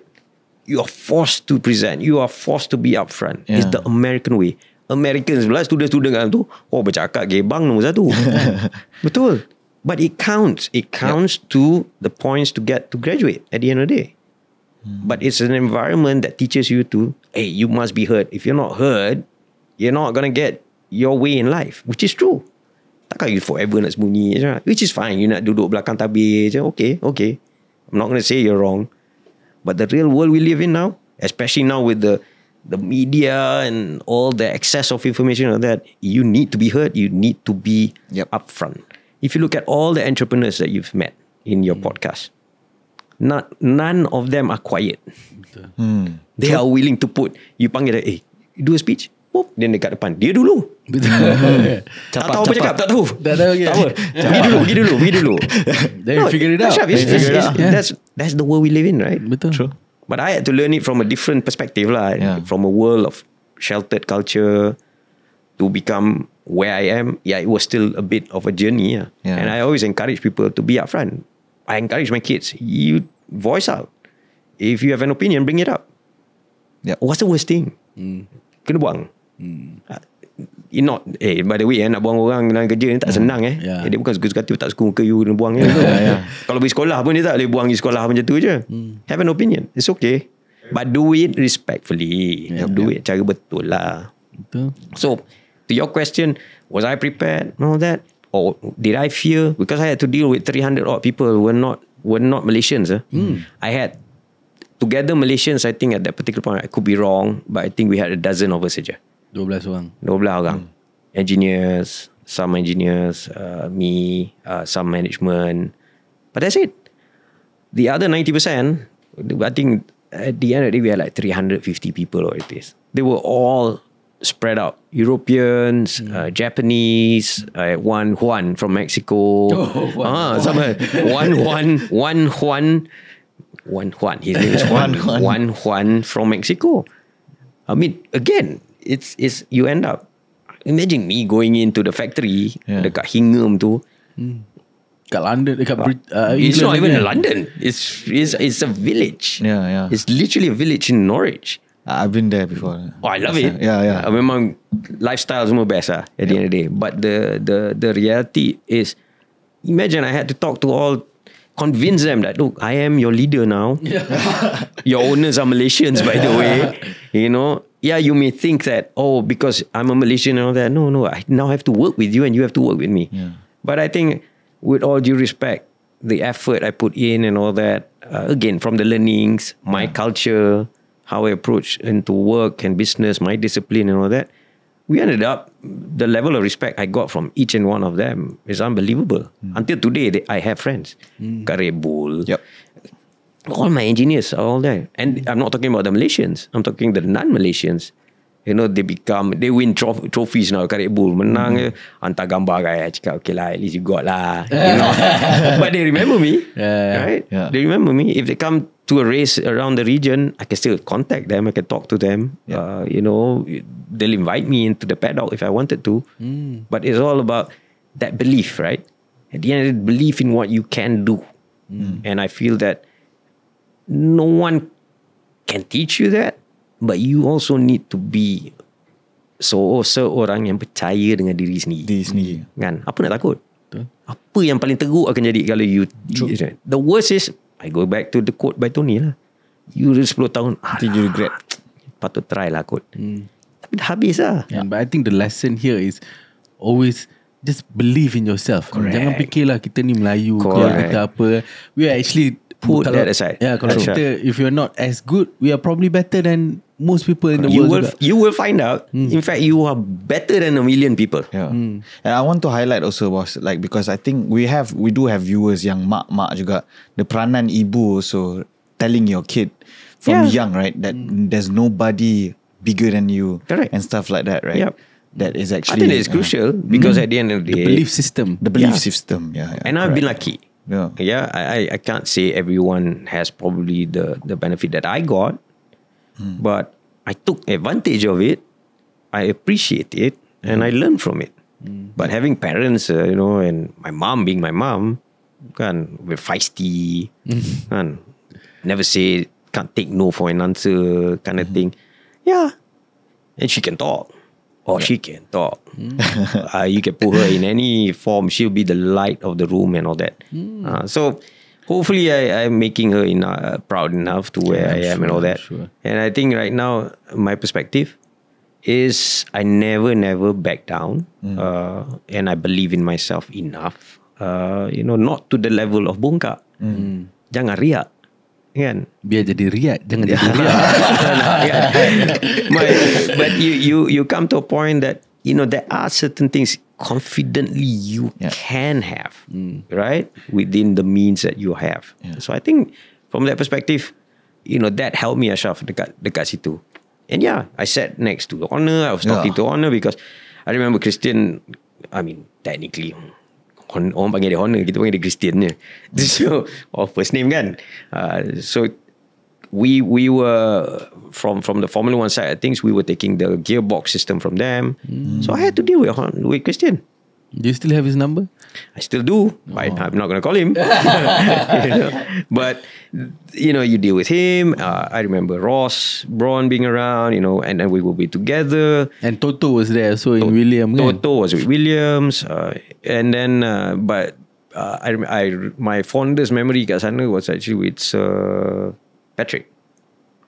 I remember him calling me, "Hey, young man." Dia kan tak boleh jalan apa semua kan. But he gave a few pieces of advice. Very, very, very free with advice itu. Baik hati dia tu. And masa tu pun the racer Hamilton was there. Schumacher was there, right? Correct. Schumacher was still racing at that point. Yeah, you saw all these people. Correct. Yeah. Depan-depan lah, front row juga. Yeah. And let me qualify this. I'm a person that, I don't know, some people think is weird, but I was never overwhelmed. One, because I like Formula 1, tapi tak adalah super fanatic about it. A job is a job. My job was trying to make this team work and at the best it can and the most efficient way. So you tak ada macam cultural shock ke apa masa tu? You're very focused to the objective. Alhamdulillah lah. Yeah. I mean, the minute you're in F1, you meet everyone under the sun. Superstars, Hollywood stars. Yep. I mean, your dad was having lunch with Tom Cruise. I ambil gambar dengan ni the Hamiltonnya girlfriend dan Nicole. Yeah. Nicole. I mean, they have this gang lah dekat sana during the races and all the wives and girlfriends will get together and whatnot. Still remember the bodyguard said no hands. Aku dah macam ni no hands. Dia ni semua dah pegang kan. Muda. Dapat pegang sikit. Time tu ada cakap no hands. But at the end of the day, guys, the reality is, look, no one should be worried about themselves, especially the level of confidence. Yes, you need to learn, understand, so on and so forth. But I think the part where if you are given the opportunity, grab it, you can learn your way into it as well. Make mistakes, fine. Just don't repeat it. It'll be okay. Yep. But self-confidence is always key. Important in anything. Yeah. We bring you to the next question, right, boss? So maybe some people would say like Caterham, you guys towards the end didn't score a point, and then but it was truly I remember also Malaysian punya pride. Correct. Even a lot of our yang beli the merchandise all Malaysians semua pakai the merchandise. But then if it's truly a failure, your team and all that wouldn't have gone to all these big teams like Red Bull, etc. and all. And also you wouldn't have because that time it was during Tune Group dengan Naza, right? Yes, was the one partnering to run Caterham. Correct. So they wouldn't take you. Naza wouldn't have taken you if it was a failure. Correct. Because of you. Correct. They wouldn't have taken you and offered you to join Naza as well. At that time when you moved into Naza, what can you share a bit like how did it started and how was your experience in Naza or whatnot? And my final question would be, how do you see failure? Yeah. I think one, I want to tackle the word about this fascination with failures. Yep. I don't think life is a failure in any form or manner. Yeah. I know it's cliche lah, cakap Riad ni baca kat sini. No, I don't really read books. I'm really bad at reading. I fall asleep if I read. The reading part was during my university. Itu pun tidur atas buku punya type. Hopefully dia masuk otak punya type kan. Dia level. Ada gambar kawan-kawan yang baik dengan saya sampai sekarang kan. But the reality is I think this fascination about failure should not be something everyone gets fixated on. Right? Because the more kata tu doa kan. Itu satu. Nombor dua, if it becomes everything a failure, then why even bother? When I look at the Formula 1 team, as I said just now, I don't think it's a failure in any form or manner. We did what we could with the limited resources, and bear in mind the limited resources were limited. Now we may not have scored points, but we got a couple of 10th position in the championship.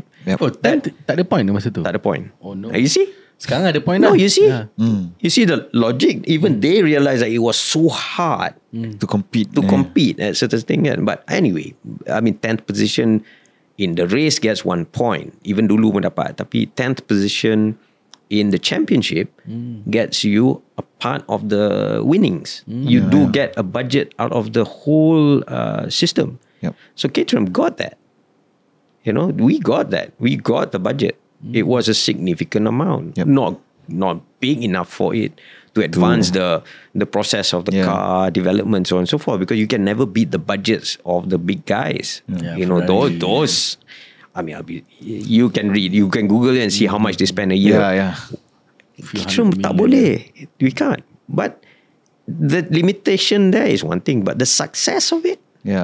True. You know, to be able to compete still, to be in the championship itself, you know, I think that is already an achievement in itself with the limited resources. So no, I don't think that's a failure. Like your point, Shra, tadi. Yeah, after that, everyone that was in Everybody the team progressed, all progressed into other teams, but of quality. You know, I mean, being inside also, boss, I saw they fought, man.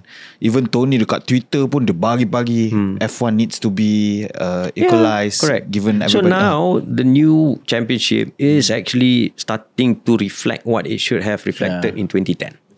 They realize that it's too much. Now they cap here, cap there, and all that. Now everyone is obviously making noise. You know, all the teams yang dah kat depan cakap, but I want to spend more. Tapi they're trying to equalize certain things.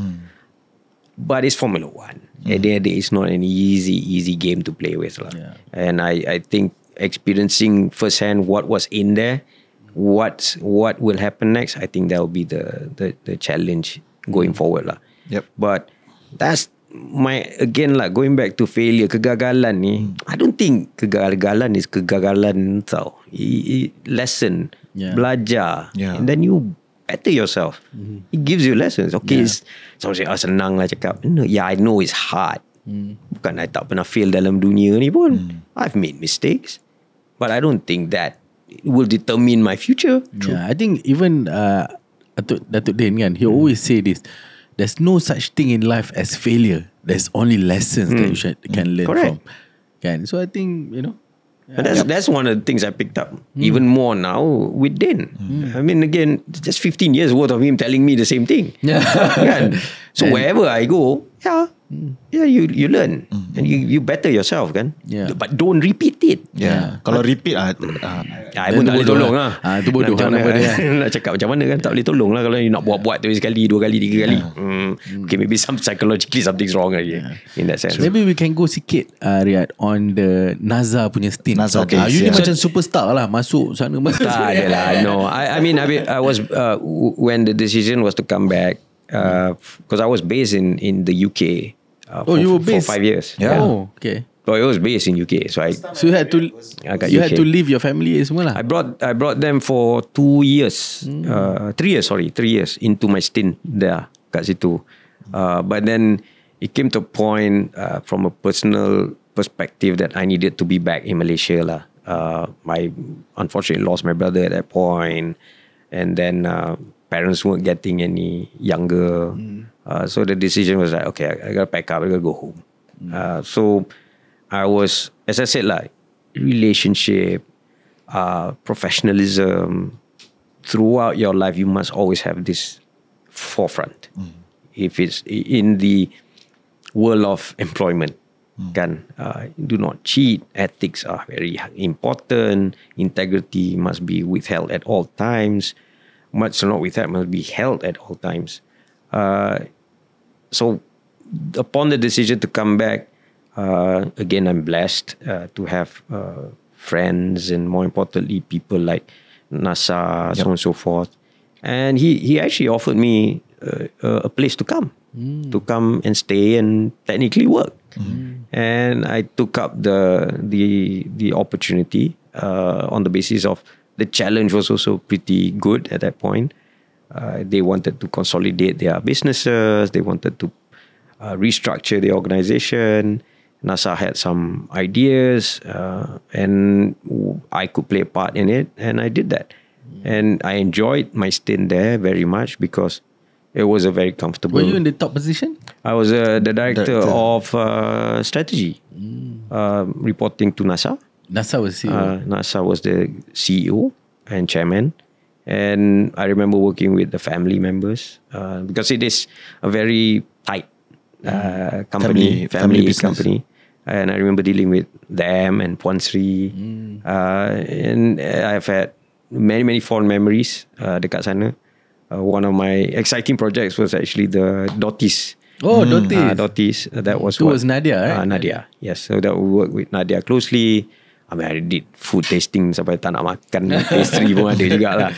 But bless them. At the end of the day, I think the opportunity was given to me again at a particular time, and I grabbed it, enjoyed it. We did what we could.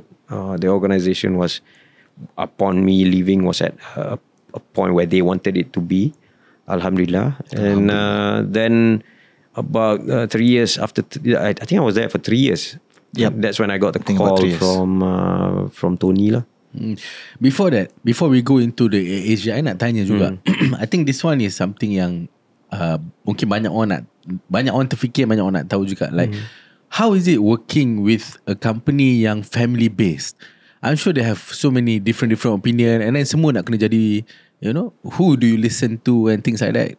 I think the dynamics of each organization I've been in has been different. As I say, I'm not an entrepreneur. I would deem myself as a professional manager. At the end of the day, that's what I know.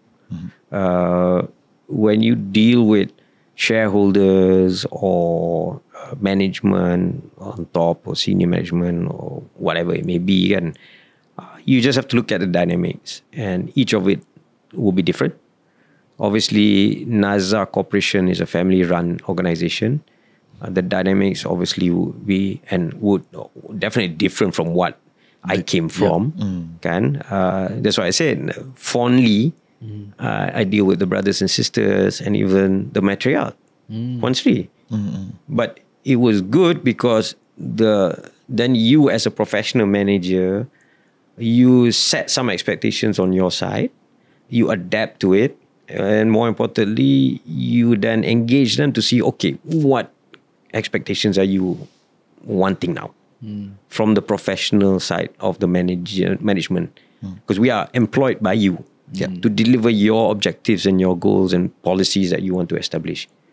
So the dynamics of dealing with a family-based organization, definitely different. But my personal experience was just like any other organization that I will walk in.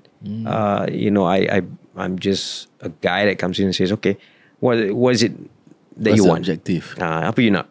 You nak ni? Okay. Then I will come back with a solution or timelines and approach maybe, and they will give their feedback and their understanding of how it should be approached and all that. And then we debate and then we execute the plan at the end of the day. So the difference is, when I deal with the family members is dan kat situ je lah. Tapi kalau macam kita dekat Proton, for example, you have to go through multi levels. Kan? Exco dulu. Lepas Exco board lah. Lepas board lah tengok. Depends. Khazanah kena get involved. Khazanah kena get involved. So there are multiple layers. Where else the decision is, if Naza makes the decision, that's it lah. Then we roll with it lah. So it's lesser in terms of maybe processes. No, I wouldn't say processes, but less of the unnecessary sometimes, in my view, certain decision making needs to be in that sense. But it is something that you would have to go and experience in lah at the end of the day. When we were doing the MySming, Riad's team was there. I think I first got to know you also dekat sana kot. Dekat Naza. I remember Masa tu dengan Nadia lagi kan. Nadia was the one kan, MySming. Correct. No, I think MySming was Diana. No, Nadia. More Nadia lah, to be fair. Then Diana came about after that. So after a few years in the automotive, in 2017, December 2017, you were offered the post in Airasia. The call from Tony, like you mentioned. And you had to replace Irene at that time, Irene Omar, right? And number one, I nak tahu kenapa you said yes to the job, and at the same time kan masa tu you didn't have any experience on aviation kan? Is it because of Tony and Datuk Din, or maybe you can tell us a bit about that story and how they offered you? I think it's pretty nice to be acknowledged still, because I mean, again, I was with Naza for a good 3 years and whatnot, and I thought, okay, this is gonna be my last foray. Oh, is it? Yeah, You thought that Naza would be the final destination for me as an individual and as a professional, which was great. I was comfortable and everything was great. But when I was offered the opportunity in AirAsia, I guess that fire in me was still around. And airline is something that I've never done before. Yep. The only association I had with airline was during my period as Formula One, and my interaction with Azran at that point, or Irene as CEOs, and them as involved to a certain degree in terms of some form of support and all that stuff. But my drive at that particular point was still there, and I completed what I felt was needed at Naza at that point already, which was great because the support from the shareholders were unbelievable. Again, the ease of working with everyone there was great. But yeah, that when the call came and opportunity was presented to me, initially, to be fair, I did think about it. Then there was a few follow-ups and whatnot. Tony being Tony, persistent. Tony was Don't take Tony, no. Tony was cool about it lah. But I ended up actually face to face with Din, and I believe that there were a few words uttered and shared with me, and I felt that was the one that said, okay, I'll do this. Do you mind sharing a bit about that conversation? I can't. That part, no. It was very personal between the three of us. But I would say it is bordering on the fact that, that's why until today, I still believe and treat them as my brothers, even though we're not related in any form or manner. But they needed someone to come in at that point. And no, this time he didn't have to say that, you regret if you didn't try it. But I felt that, look, I could still contribute. And if you believe, as I said, if the two of them believe that in me enough to give me this opportunity, maybe I'll be able to do it. But to your question, whether I had enough experience, I have come to life, Ashraf, where any organization that you go in, there are only a few items you have to look for. Resources, manpower, infrastructure. That's it. You can apply it to all the businesses that you have. If you can figure out those three and what levels they are at, then you can manage it. Tapi kalau if you go in and you don't know, or you don't know what kind of levels they are at, then you are in a loss, then it's a different story. But I've been blessed. I've gone through a lot of organizations, understanding that from a very meticulous point. I am OCD, to be fair. So I kind of look at these areas and I actually internalize it and look at the risk factors and see whether there could be some level of success in that sense. So that role taking up was not an issue for me. I was not, again, my level of confidence in myself and what I think I can contribute. And as I have promised everyone that so-called take me in, you will get more than what you have asked for. Yeah, but at the same time kan, Riad, at that time, mungkin Naza berapa staff dia? Mungkin hundreds. Oh tak, Naza had at that point beribu juga. Beribu as a group, dia ada as a group. Yeah, Dia ada TTDI, construction, dia ada masa tu ada factory. You were managing? No, so my role was my team at that period of time. There were 10 of us in the strategic department. Yeah, but from there, jumping into Asia, becoming a CEO, managing 22,000 people. How was it? No. I to be fair, I only was, Irene also, myself, we are CEOs of Malaysia AirAsia. The Malaysian the first AOC. Correct. Obviously, the largest because it was the birth of AirAsia at the end of the day. 25,000 to 30,000 employees around the world. The group. Yeah. Yang you managed at that time? At that time, it was 6,000. 6,000 still. 6,000. Daripada, How was the transition? Oh, okay. No, but I'll be honest with you. I don't think, as I said, I don't think I had any concerns about my ability and capabilities at any point in time. I was excited that it was a new industry, obviously. I did not think it was that regulated until I got into it, to be fair, because automotive industry is regulated, but the airline aviation industry is super regulated. Heavily regulated. And I understand why it needs to be regulated. Safety and whatnot. Correct. Yeah. So I think, no, I don't think it was an issue for me to suddenly jump from 300 to 10 and then to 6,000. If you ask me to lead 20,000 people, I'll do it. On a heartbeat. I do not have a problem with that. More because, one, I believe in myself, but if I look at who I am dealing with, I also believe in them. And that is how you work things out. Going into an organization like Airasia, I never demanded respect. I never forced anyone to want to work with me at the end of the day, right? You come into a situation, you have to evaluate it. And that is what I did. I went in, I did not bring anybody with me. No one. Not a single soul from my friends or my colleagues and all that. People say, oh, Riad, maybe you can. Dia bagi. To be fair, shareholders allowed me to do what I wanted to do to get it to the best situation. But I just worked with what I had. And more importantly, by doing that, you will know who you have wanting to work for the organization.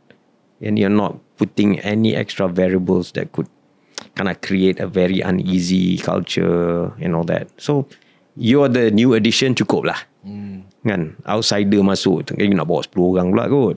Kan? So, best to work with what you have. Yeah. But confidence is key. Confidence.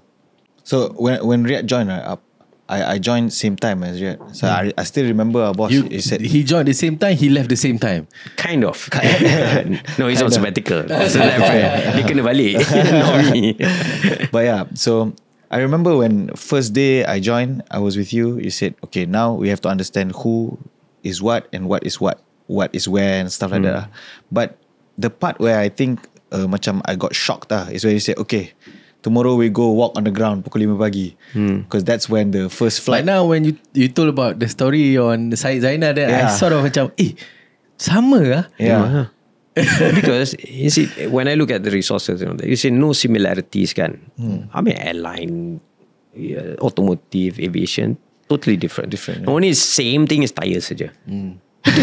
Tire. So engine pun lain kan. Engines nothing. Minyak pun zero relevance. Crossbreed tak ada boleh. Tire tu maybe lah lori lah. Maybe in that sense. But the reality is at the end of the day, it is similar in certain parts. As I said, the 3 pillars that I look at. Manpower tu. Manpower. If you can touch the manpower first, always in any organisation, who do you look for? Orang yang buat kerja, orang yang tahu. They are the knowledgeable parties, not you. You do not know, especially if you're a stranger. So that's why I said to the team, that's what I'll do. Let's find out. Let's see them. Yep. Some of them are okay, some are not. Some like you, not. Who cares? Kan? At the end of the day, I need to know what's going on the ground. But yes, that is similar to my days where I was forced to go into the factories. But if I didn't go and do that or was not taught to do that, you think I'll apply this? No. Tak.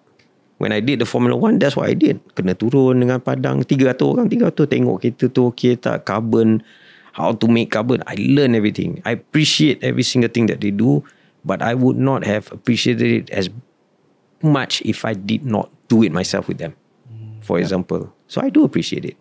So going down to the ground, when people complain about the boys under the wing, you know they work in 40 degrees every day, rain or shine.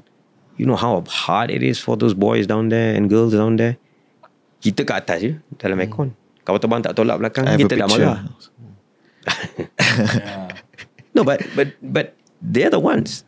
And remember, I walk down there and when I work with them and all that, it's only a few hours. Mana Riad ni? I end up looking like them also at the end of the day. So that's how committed I can be lah.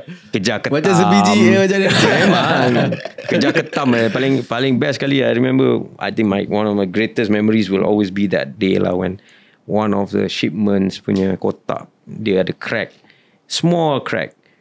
Dah letak kat bawah semua, dan tengok ada satu ketam keluar. Satu, rupanya 10 keluar. Aduh. And we were all chasing ketam on the tarmac. And the first thing I said, alamak, hopefully no one recorded this. Kalau cari kejar ketam pula kan. CEO pula tu. Anyway, I think Vic got that picture and recorded it. Oh, dia tak buat kerja, dia video aku. nak guna for the future. But yeah, so I think it's just something to your point that, you know, you have to get involved. If you believe in it, you have to get involved. It's not just the ground, in the whole cultural thing, right? You have to embrace what is made. As I said, I'm not there to change anything. Enhance it maybe, but the culture that was built in Asia is wonderful. That's 20 years odd of Tony and Dane instilling certain principles, values that you cannot find in any book. And I quote that until today, because there is no book theoretically that can say that this is Asia's culture. Tak ada. You know, you can talk about the PWCs, EYs or BCGs of the world, culture and all that. It's written somewhere. But Asia, bila orang masuk, sampai sekarang orang kalau masuk Asia macam, oh, you tak pakai baju biasa je. Yeah, just make sure you're not tidak menonjolkan sangat ke apa ke, I don't know. But the reality is you can be in your own skin, your own dressing. Just come and do work. You are part of the family lah at the end of the day. There are just things, so there's so many benefits, tapi you cannot really put it like, there's no number, right, boss, for this. Nope. It's more very soft, but the effectiveness and the benefit goes way beyond. And I've seen it. And sometimes I pun macam fikir, macam mana you manage so many people. Maksudnya ribu-ribu orang. Macam contoh I lah, personally I manage about 20 people in my team. Pun ada banyak pening lah. Kan? But maybe I tak ada that experience and things like that. Or maybe the system, the infra and things like that. I think, I mean, again, you are as good as the people around you at the end of the day, right? I mean, my personal perspective, my experience, I had really, really strong, good people around me. I would not be or be able to do what I did if they were not there and they were not good. But I believe in them. Now, is everyone perfect? No lah. But that's my job also, to manage as much as I want, not micromanage. People assume, oh yeah, you go down to the ground, are you micromanaging? No, I'm not. I'm there just to check on people, to meet my colleagues and my brothers, my sisters, or my kids at the end of the day. You know, it's the leadership style lah. Yeah. And it's one way that I can do everything with full effectiveness. You put me in a boardroom, I can answer. You ask me to look at numbers, I can. I'm not as good as Ishraq, but you know, he is a numbers guy. I'm not. But if you show me a P&L, I know where we are wrong in that sense. So you can never be the best, perfect individual. But when you work with the right people, you work with the right amount of strength, you get the best out of everyone. You know, and you create a culture that they want to contribute at the end of the day. And that's something that I emphasized during my time in Asia. It was there. I probably enhanced it in certain areas to my beliefs. I hope that what I have left there continues. Alhamdulillah, I understand that, you know, operations is fine now. You know, things are going the way it's supposed to be as per what I expect. And generally, we Air Asia, and I can still say I am Air Asia because I'm still part of it. The advisor. The people there, you know, are of value that I think any organization other than Asia would envy in any form or manner. You know, if they even had 10%, 20% of what we have in Asia, they would do wonders. Cuma continuance. You know, it's not something that you just buat lepas tu belah. Tak boleh lah.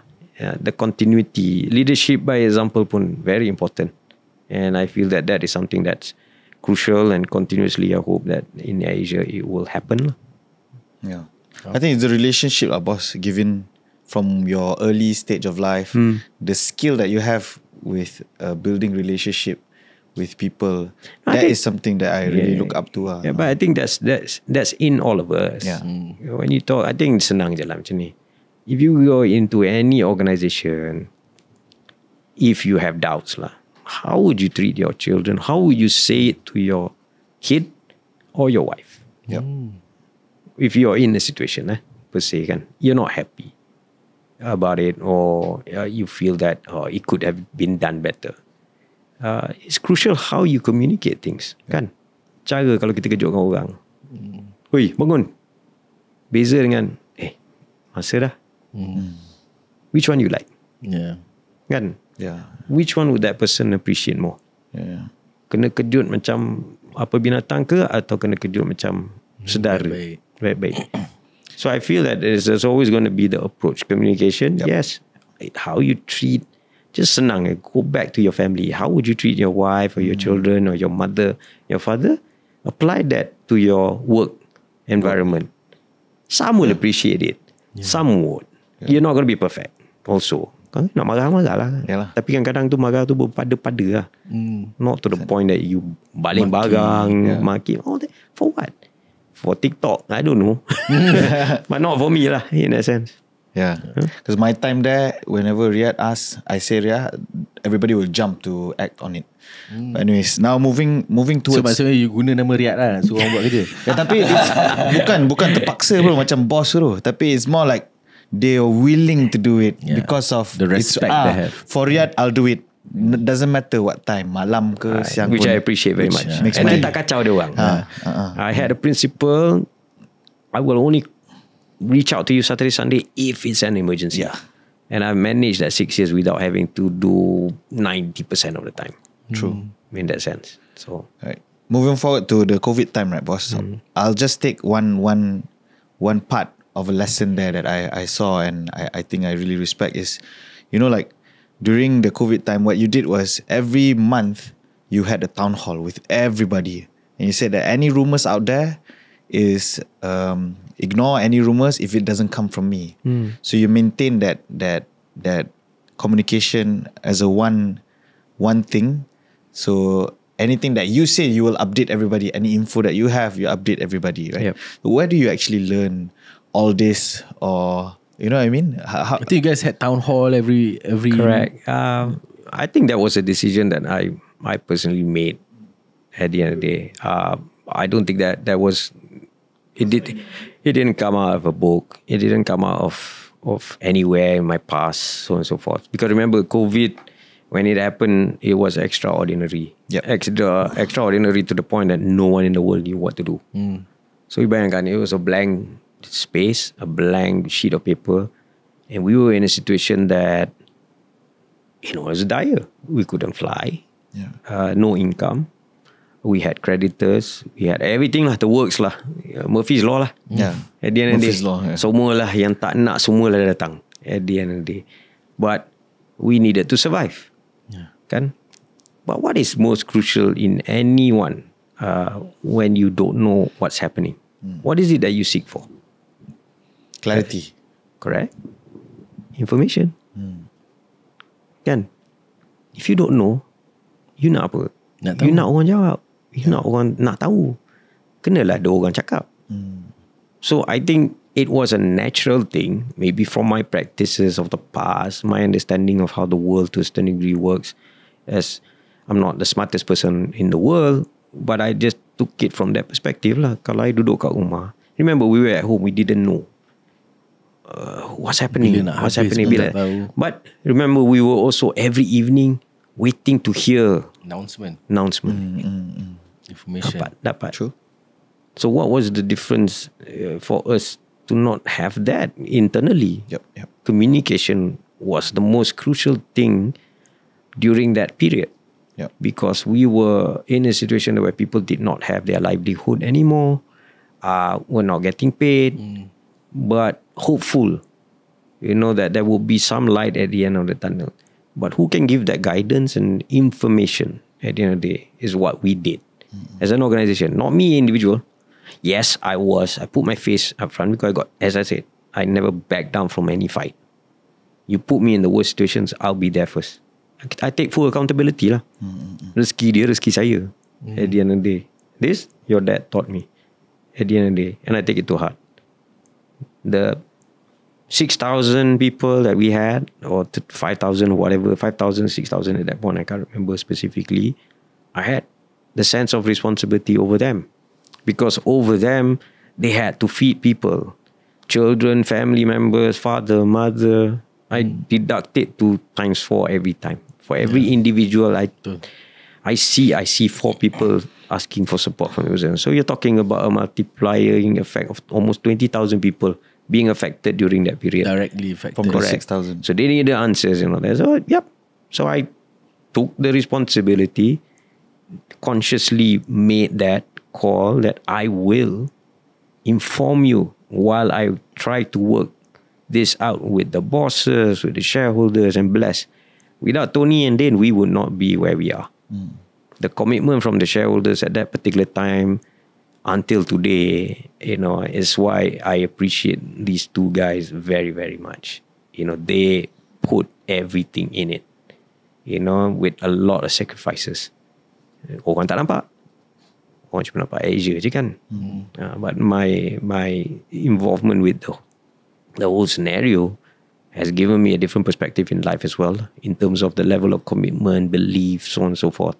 And I think that's where decisions were made and rumors were around at that point. This is going to happen to Asia. Macam-macam orang cakap lah, nak lingkup, tutup apa semua.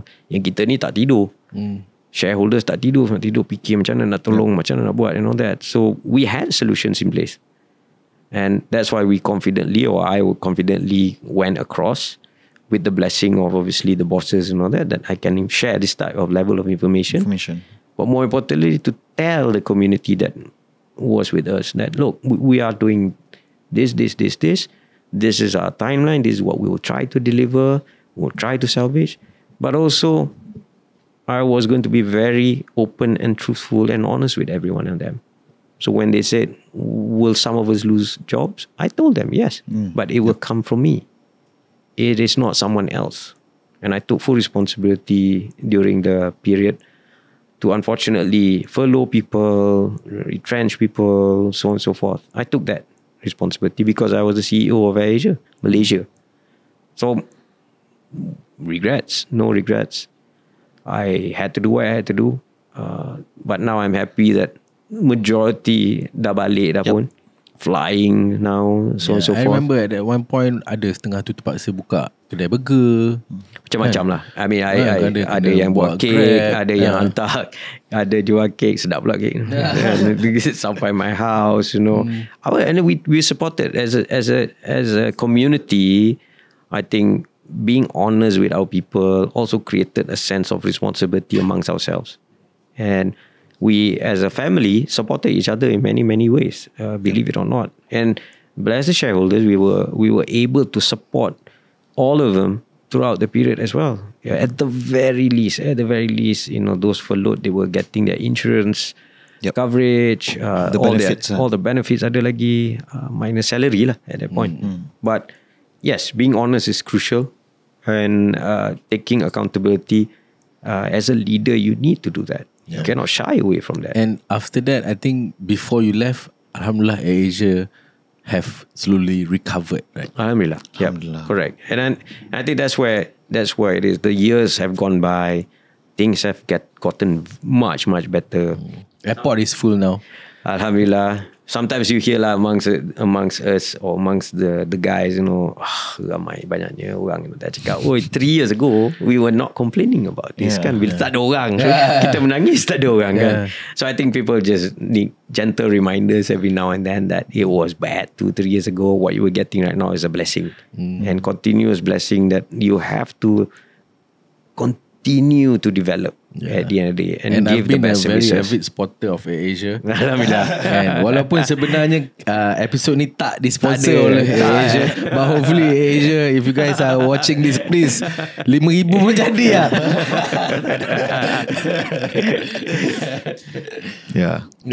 Kita ajar bersyukur lah, right? Correct. Yeah.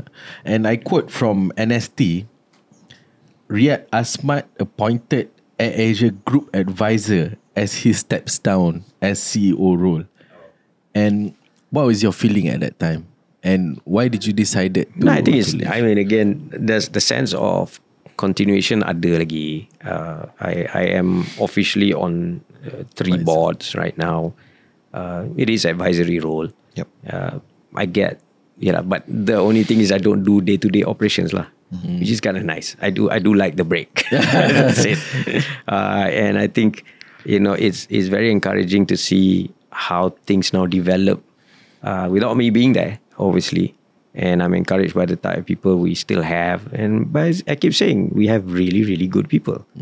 But at the end of the day, I will always, whether I'm a board member or not, I'll be probably the staunch supporter and protector of AirAsia, and especially Tony and Dane outside in the world. And I know it's cliche, but people say it's always best to have people that will support you and say good things about you when you're not there. And I believe that I am one of those type of people. Yeah, and maybe you can also macam Ishraq lah, he shared with me like dia tak pernah nampak orang begitu sedih bila one CEO is leaving. I mean, like during COVID and all this, boss, a lot of people left the company also. But I've never seen as many people cried as much as when you left. Sedih and cried. I think it's a testament lah to. It's a testament to the relationship you've built. Alhamdulillah. One, I think, as I said, I said this to them also the other day. I cakap, it's not me. It's all about you. Yep. At the end of the day, without you guys, I wouldn't be where I am. That's one, as an individual. But without you guys, this organization would not have come out from the darkness to where it is. So my level of appreciation of each and one of them, every single one of them, from the most senior of seniors to the cleaners, at the end of the day, to which I appreciate 100 times. Uncle kat bawah tu kan. And I feel that every single person contributed to the success of AirAsia and will continue to do so. Now, on the basis of, whilst I appreciate the emotional attachment, to which I am very, very glad. But ini semua, at the end of the day, it's not, I didn't force anything. I don't want, I never expected it. So yes, it was heartwarming, emotionally for me to see that coming out genuinely. And I feel that, with that level of genuine coming out from the people, it's just in good hands in that sense. Because they are passionate about what they do. Now, as a leader, leaders come and go. And it's something very subjective. When you asked me earlier, did you plan to be a CEO?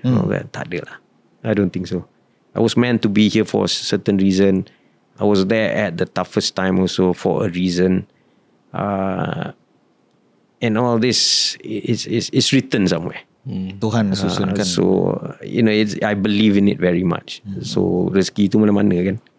But more importantly, my contributions mattered in certain periods in life. And I think now I look back all the way down the road. Yeah, I was meant to be there for a certain period, certain reason and all that. And I've accepted that as part and parcel of my life. Okay. And right now, it's there but not there. I appreciate the continued support I get from the shareholders and the board members and even management. So I'm not really gone, but I get the break lah, so I don't need to go to work every day lah. So macam tiap-tiap hari tu, hari tu I kena pergi bawa meeting pukul 9 bawa meeting tu. Kenapa kena drive pagi-pagi ni? Komplain tu dah lupa kan. Dah 2 bulan tak pergi kan. Aku cakap, oh man, I gotta drive early in the morning. Aku got traffic jam and like, oh god. But I do appreciate. But it's been there done that lah. Yeah, but I do appreciate the relationships that I've built over the 6 years in Asia has been really something that I will always appreciate, take to heart. And I'll be there for them at any time. And I think you came in at the time, kalau dalam movie tu kan, dia macam time yang paling macam almost climax. So you came in tengah Asia tengah naik gila-gila. It's true though. Kan? Lepas tu tiba-tiba I thought I was going to be like, oh, bestnya kan. like, and then COVID hit. You guys were the lowest of the lowest, and then at the end there's a happy ending. Yeah. You know, you went so it kind of out, like, yeah, you're right, Ashraf. I think with due respect to that, I really thought 2018 was great. 2019 numbers were great. Kan. Bila-bila tapi dia. tengok kan, tapi tengok kuasa Tuhan. Dia ambil macam tu je. Sekali dia petik jari. Terus. Tapi I untung bos dapat tengok how it's without having the accountability lah. I get to see how it's done. He saw the movie. I saw the movie.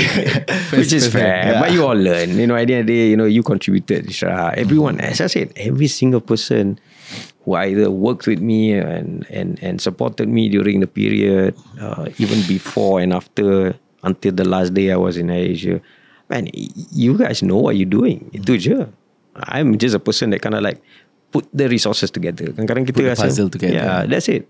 You don't need to micromanage people when they know what they're doing. Kan? You enhance certain areas so that you get the best out of it. Kan? But your job as the CEO or leader and all that is to protect your assets lah. And what's your asset? Orang. True. Itu je. Equipment semua boleh beli, boleh ganti. Tapi asset to me has always been the people at the end of the day, which I appreciate. And I really appreciate the heartfelt warmth even upon my departure. And I want to move on to our last segment lah. Sure. We have a few more questions kan. Kan. Orang kata your father is a Tan Sri. Yep. Bapak Tan Sri Asmat. Adakah you menggunakan kabel-kabel yang ada untuk berada di mana you berada sekarang? Dia guna kabel lain kot. Dia guna kabel lain kot. I don't know. No, I mean, if you look at my track record lah, from my work life, not one is associated to him in any form or manner. That's one. The only thing people say, oh, dia Asia X board member. Yeah, he was there during my period when I was already in Formula 1. Yeah, so basically dia guna you punya kabel lah. I tak tahu. but the reality is, at never one point in my life that I've utilized him as a conduit for me to get my jobs. Because all the jobs I've had, including multinationals and all that on my own. I go for interviews. Some interviews I don't make it. There are some organizations that I went for interviews and didn't make it at all. I never thought it was a necessary thing to utilize someone else to get to where you want, you know, in this form lah, in that sense. I know that I see lah nowadays, kabel besar, kabel kecil. Jadi kalau you nak buat, you buat lah. If you don't believe in it, you kabel besar macam mana pun, masuk juga gagal. Koyak juga. I tahu, I dah tengok pun. Orang yang guna kabel sebapak-bapak macam mana, masuk-masuk, koyak. Then what's the point? Malukan pula. Nama orang yang tolong you apa semua. What for? What's the point? So I am not for that, for sure. People can assume things. Let them assume lah. Suka hati lah. But the reality is, no, I've never used it. I'm okay. So naik ke UPS peduli apa aku kan orang kan. Dia bukan kisah pun. Yeah. Even Asia, when I was in Asia pun, people say, oh, Tan Sri Asmat and that. Dia tung padang lah. Dia buat kerja ke? And by the way, dia X, bukan AK. Different. Dia bukan Asia Berhad. Nothing to do so. Yep. But yeah, by association, yeah, okay. He's my father. I respect that. But when it comes to work, it's work. Professionalism, I draw the line. Remember, I was in Proton, he was in Proton. Fight it. No, that's the thing. Imagine the conversations we had at dinner tables when we were there together. Bayangkan. Oh, cannot imagine. Yeah. So no, I don't see eye to eye with him 90% of the time when it comes to my professional life. You think I'll be asking help from somebody like that to give me a job? For what? It doesn't make sense. I like my independence. I like my opinions.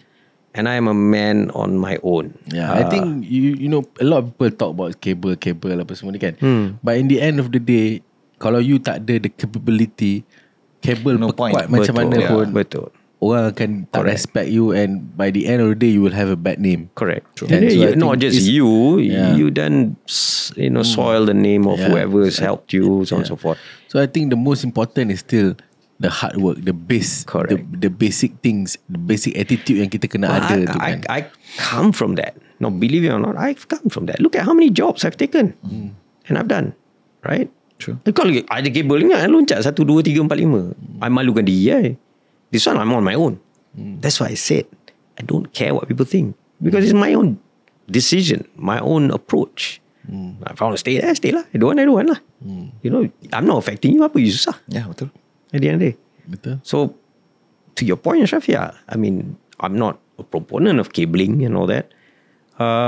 But I do understand that sometimes doors need to be open in this life that we live in. An opportunity must be given by somebody. To that level, I think, if you have that opportunity, someone can help you, do it. Tapi, again, to your point, make sure you have the capability. Jangan malukan orang yang tolong you. Betul. Because kalau you masuk, you tak deliver, lain pula cerita nanti. Understand. Both kena. Both. At the end of the day. And I would try to avoid that as best as possible lah. Yeah. But yeah. Okay, so my next question, Riad, is about one of your boss, Tan Sri Tony Fernandez. Can, of course, a lot of people say a lot of things about him. But what is your opinion towards him as someone yang dah bekerja sangat rapat dengan dia juga? 15 years. 15 years. 15 years.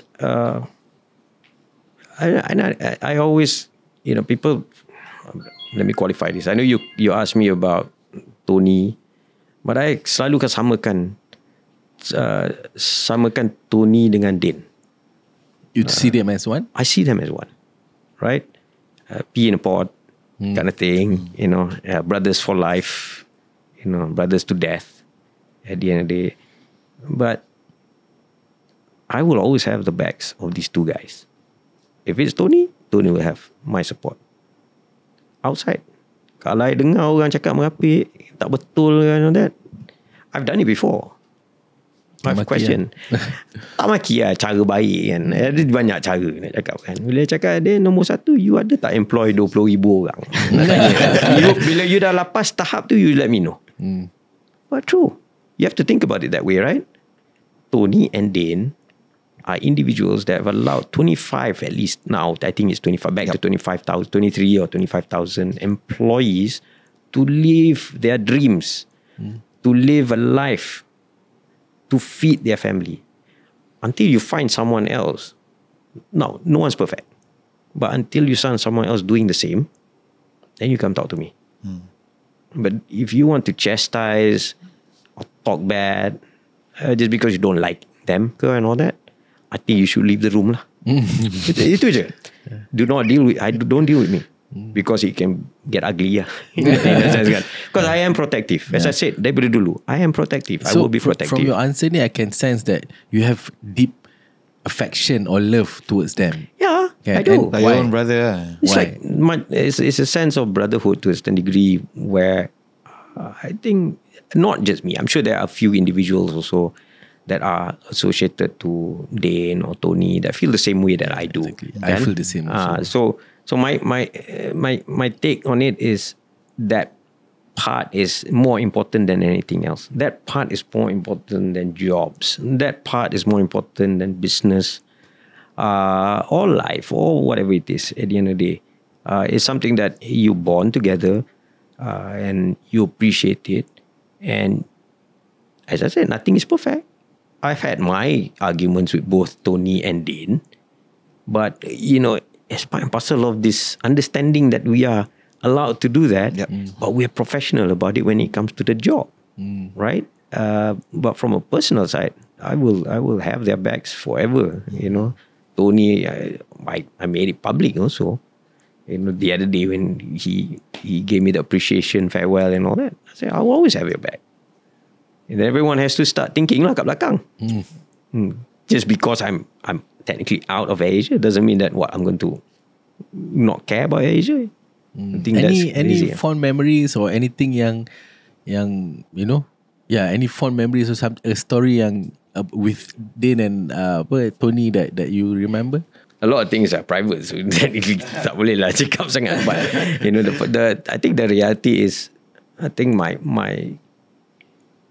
not fond, but the learnings that I saw and the commitment I saw during the pandemic though, when these two guys put their skin in the game, you know, made huge sacrifices, both physically, psychologically, whatever lah.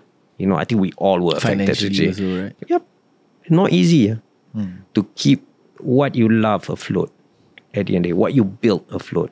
But more importantly, what I saw from not just a selfish point of view, but the fact that the livelihoods of the people, they cared for that. They were not seen up front for it because they're not the accountable managers, to be fair. But they were super committed to making it work. And seeing that with my eyes and all that, I saw that level of commitment that I will never ever see or have not seen anywhere in my life when it comes to being a professional manager. So it's the respect that you have on my respect for them, you know, the level of belief they have, the integrity that they hold and whatnot is something that is unheard of lah. I mean, but it's something that you build over the years, I guess, you know, as friends and whatnot. They have that. I'm just privileged enough to be one part in that life of theirs, and until today, I think we still appreciate each other very much. We don't need to call each other every day. We don't need to see each other every day. But when we converse or talk and all that, you can see from there. We know. We know. And as I said, few things, as I said, I cannot converse it here, but how they've shown their commitment to me and my family, something that I will always be grateful for as well. Yeah. All right. So I think almost my last question lah. Your perspective for what?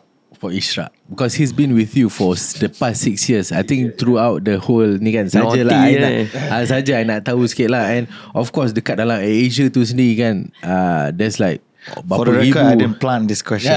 I want ada berapa ribu pekerja kan. Stewardess ada dekat 2,000. You nak kena tepis sana sini, mungkin you terpaksa tepis sikit kat awak ke apa. Tak ada. Tak tahu. Number one, I tak ada kena tepis apa-apa pun. I think I mentioned the fact that when I got in this organization, I mentioned it also, the median age was about 25 or something like that. And you were 48, I think, at the time, right? Correct. And, you know, it's like I'm dealing with my children or family members or colleagues, not colleagues, but, you know, brothers and sisters, so on and so forth. But I think, you know, the perspective I have, not just in Ishraq himself, you know, how he's developed over the 6 years from the day I met him and what he knew and how it ended up. Today, if you ask me today, he can run the airline if he wanted to. He can. Nak tak nak, yelah, itu terpulang kat dia lah. Bila the opportunity comes, he can run it. He knows. I know he came in with the financial background and all that, which was great for my office because I needed that support. He knew it better than me. He gave me the pointers. He helped me understand a bit more and all that. But when it came to operations and all that, that's why he started learning lah. So you've got a person that was willing to learn, a person that actually was committed to learning, more importantly, and showed that throughout the whole 6 years. So what you get at the end result is somebody that is ready. You know, okay, people will say, oh, he's still young lah, everyone young. I'm talking like you're not here, but I don't really care. But the reality is, you know, if someone says, can he be, like you asked me, how and all that? Yeah, I think it's time. Wake up and take the charge at the end of the day. Fail, not fail. You know, kita punya fascination, you know. Belum apa-apa. Oh, he's takut. Young. Kita favorite lah. You know, like, everything is always a negative before a positive. What about the positive parts? I just told you about all the positive aspect of a person that could lead or can lead, right? But the room and opportunity has not been given yet. But if it's given, this guy is good. But give it. Then you as a shareholder or manager and all that, then you manage from a distance lah. When I took the job, Tony didn't call me every day. They didn't call me every day. Riad, you kena buat ni macam ni. Tak ada. Berenang. Swim. Okay. Swim lah. Tak tenggelam. Okay, 6 tahun dah tak tenggelam. But that's what I see. Lemas sikit ada sekejap. Ada. Tahan nafas. Kena belajar tahan nafas juga. But I think from my perspective, I think as one of the members of the team that I had, he is definitely a big contributor to the success of where we are right now. Thank you, boss. You know, and I think I'm not just saying not it. Here, man. Yeah, no, I'm not saying because he's here. Because even if he wasn't here, so I'll be telling everyone else the same thing. I hold him in high regards. I hold Vic in high regards. I hold Sarah, Faiz, Nasir, Ahmad. You know, now even more Musa. You know, like you name it. Selva, the list goes on. Captain Azrai, Captain, you know, macam-macam. All these people have contributed and they have done their part. And are they ready for the next level? I believe so. Because it's time for all the oldies to step aside. Yeah. But I think this is a beautiful moment and something yang you boleh cut this part to give you that motivation so that one day Dengar setiap hari. one day that because this one coming from someone your boss, you know, someone yang that I look up to. Yeah, you look up to. I can tell you that he looks up to. Macam mungkin bapak dia kat sini, you kat sini sikit je lah. No, the lessons is different. Tapi but he looks up to you as a manager, yang professional manager that contributed a lot to who he is today, kan. So I feel I hope so. I hope so. Yeah. So I feel this is a beautiful moment that we just shared lah. Yes. Alhamdulillah. Alright, so we're going to close. Yeah. But there are some question from our YouTube community, but I think throughout the whole video you did answer, boss, a lot of it. But maybe one last one that could to give the viewers some justice. But I think we should do this one. That one first. So I think just now pun kita ada sembang sikit kat luar kan pasal you punya life sekarang. Kan, how's your life sekarang? Apa kecabaran hidup you sekarang? Cabar dia is not to do anything. Dia punya cabar tu not to do anything. Tak senang Tak senang. But Alhamdulillah lah. I mean, again, I think much needed break, to be honest, as I mentioned. So it's been a journey of sorts. We spoke about most of it anyway. Yeah. And now is a good time for me to just reflect and try to better myself in other areas. In that sense, maybe be a better person lah. Still, at the end you still learn to be better, kan. Whilst I appreciate my experience the last 6 years and all that, I can do better as an individual. And now is the time that I have more time. I get to do a lot of things that I didn't get to do the last 6 years, because in the industry, and whoever works in industry, whether administratively ke, or pilot ke, or crew, cabin crew, or management, or owners, at the end of the day, it's 24/7. It is literally 24/7. And I've been in a lot of industries, and the airline industry is unforgiving. You get calls at 3 o'clock in the morning, you have to sort out things, or the next day you're gonna have something. Or you have a smooth day, but the next day you don't have a smooth day. But it's 24/7. That's why you also have shifts in our business. Weekend. Tapi the shift doesn't mean that you get to sleep, because some decisions need to come back, or you need to alert. Being the accountable manager, you need to be aware of every single thing, because some authority is going to call you or whatever it is. Kan? It cannot just be in Malaysia. Can happen in China, can happen in Vietnam, can happen in Australia, or in Philippines or Thailand, for example. So I think that part that obviously now I do not have the need to look at it, has allowed me to calm down, have a much more relaxed day. Lepas solat subuh tu, I can decide, okay, nak naik basikal ke, nak pergi makan breakfast ke, depend. Kalau panas je, then okay, nak makan lah kot. So things like that. But I get to indulge myself in other things that I wanted to do the last 6 years that I have not purposely not done, but more importantly, the time was never there for all that. So I get to travel now a bit more, and blessed by being associated with Airasia still. I still fly Airasia. Nice. And I get to go to the destinations that yang kita duduk banyak-banyak buat ni sekarang. I finally get to go it. To not do work, to actually enjoy the place and tengok, actually okay I can. Kalau tak kita fly, terus fly balik. Dia tahulah, I kalau pergi business trip mana-mana is within 4 hours pun kita balik one day. I don't stay overnight and all that. But it's just sometimes I extend. Dia boleh lah, bagilah budak-budak muda ni, I nak balik. So now your toughest decision is to pick what's for lunch. Correct. So when you wake up, but I think the argument is, and I've met a few retirees. Are you retired? I am lah, I think I am. Are you sure? Well, semi. I cannot say I'm retired because I'm still Advisory. doing work from the board seats that I have, Alhamdulillah. But that's considered retired, no? I wouldn't lah. Retire means you don't do anything At all. You retire, you pergi tanam pokok.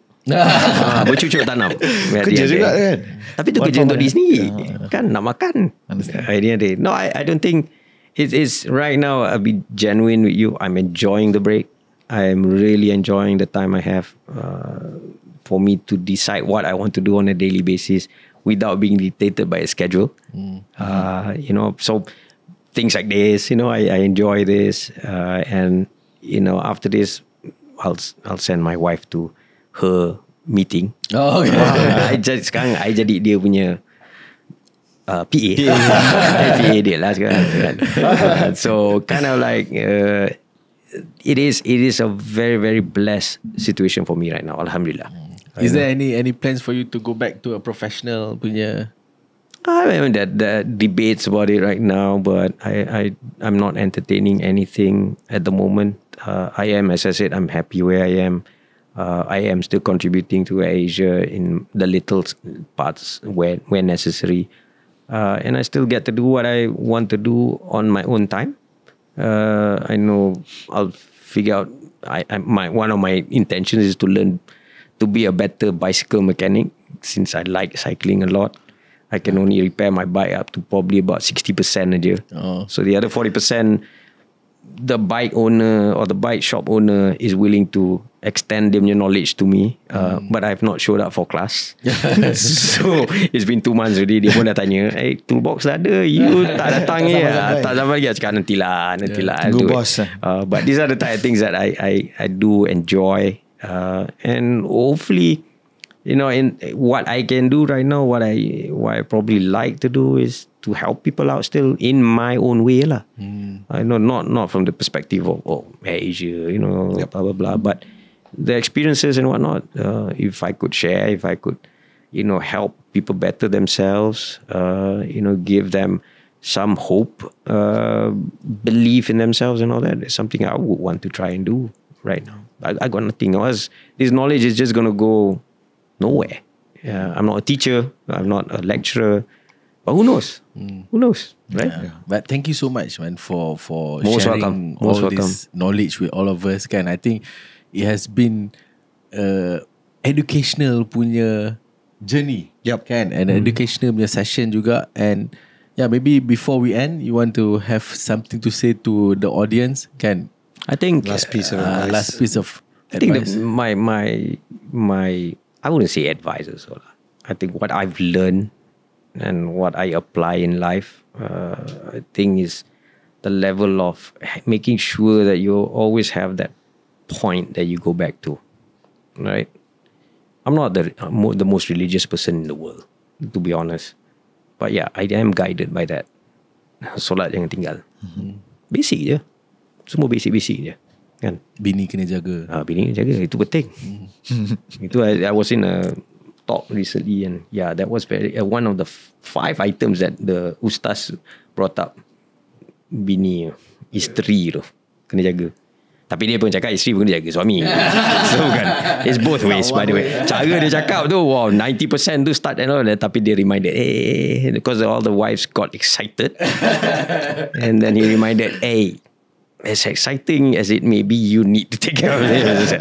So the men were relieved at that point, like, ingat balik ni mati lah kan. But anyway, I think just the fact that if you have some point of reference, religion, and it doesn't have to be my religion, any religion, You know, just as long you have a belief, you will always be a better person. That's one. Two, family.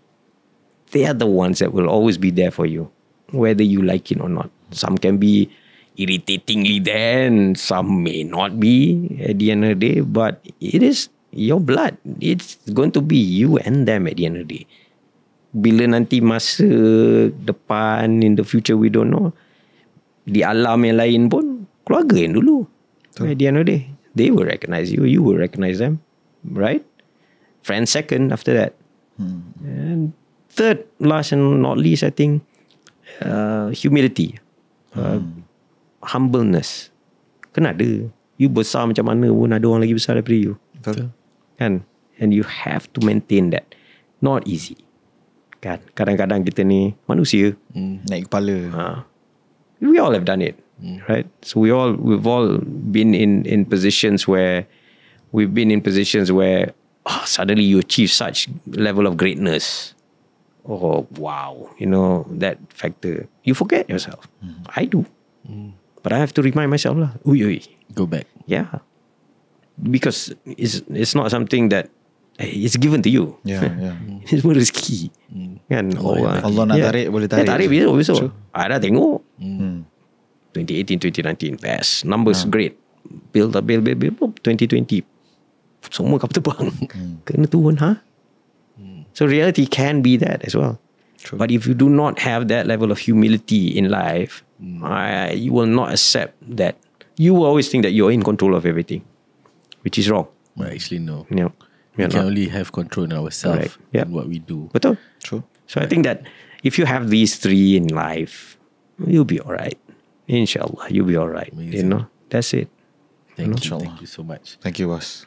Anything last word to Riad? What? Yeah, I want to say thank you, boss, for spending your time. No I problem, know no problem. you have a very busy day. Busy not doing anything. Yes. Very busy time nowadays.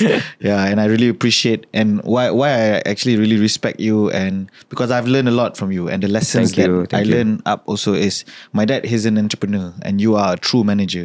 There's two separate different skills there. But that's a job of an individual. You learn from everyone. Yeah, Kan? You cannot pick island from dia je and all that. You just experience it. True. And growing up, we learn from how to jaga cikgu kita so that the transfer of knowledge tu berkat. So hence why I do, because there's a lot of knowledge that I've gained in these 6 years. And thank you so much for I appreciate all that. you also. I appreciate Ashraf for your time today and what you're doing here. I think it's great. Hopefully it reaches to the bigger masses as it goes and develops and whatnot. But yeah, at the end of the day, it's all about information. It's all about education kan. Whatever you can bring to share, at the end of the day, dia berkat tu datang balik nanti. InsyaAllah. Amin. So with that, thank you so much again, Mr. Riad, for being here with us. And I hope you guys all learn something, a thing or two. Yes. If not, much more kan from this whole session. And please make sure if you guys dapat something, share dengan kawan-kawan, share dengan family members, so that diorang pun akan dapat juga ilmu-ilmu yang kita share dekat sini.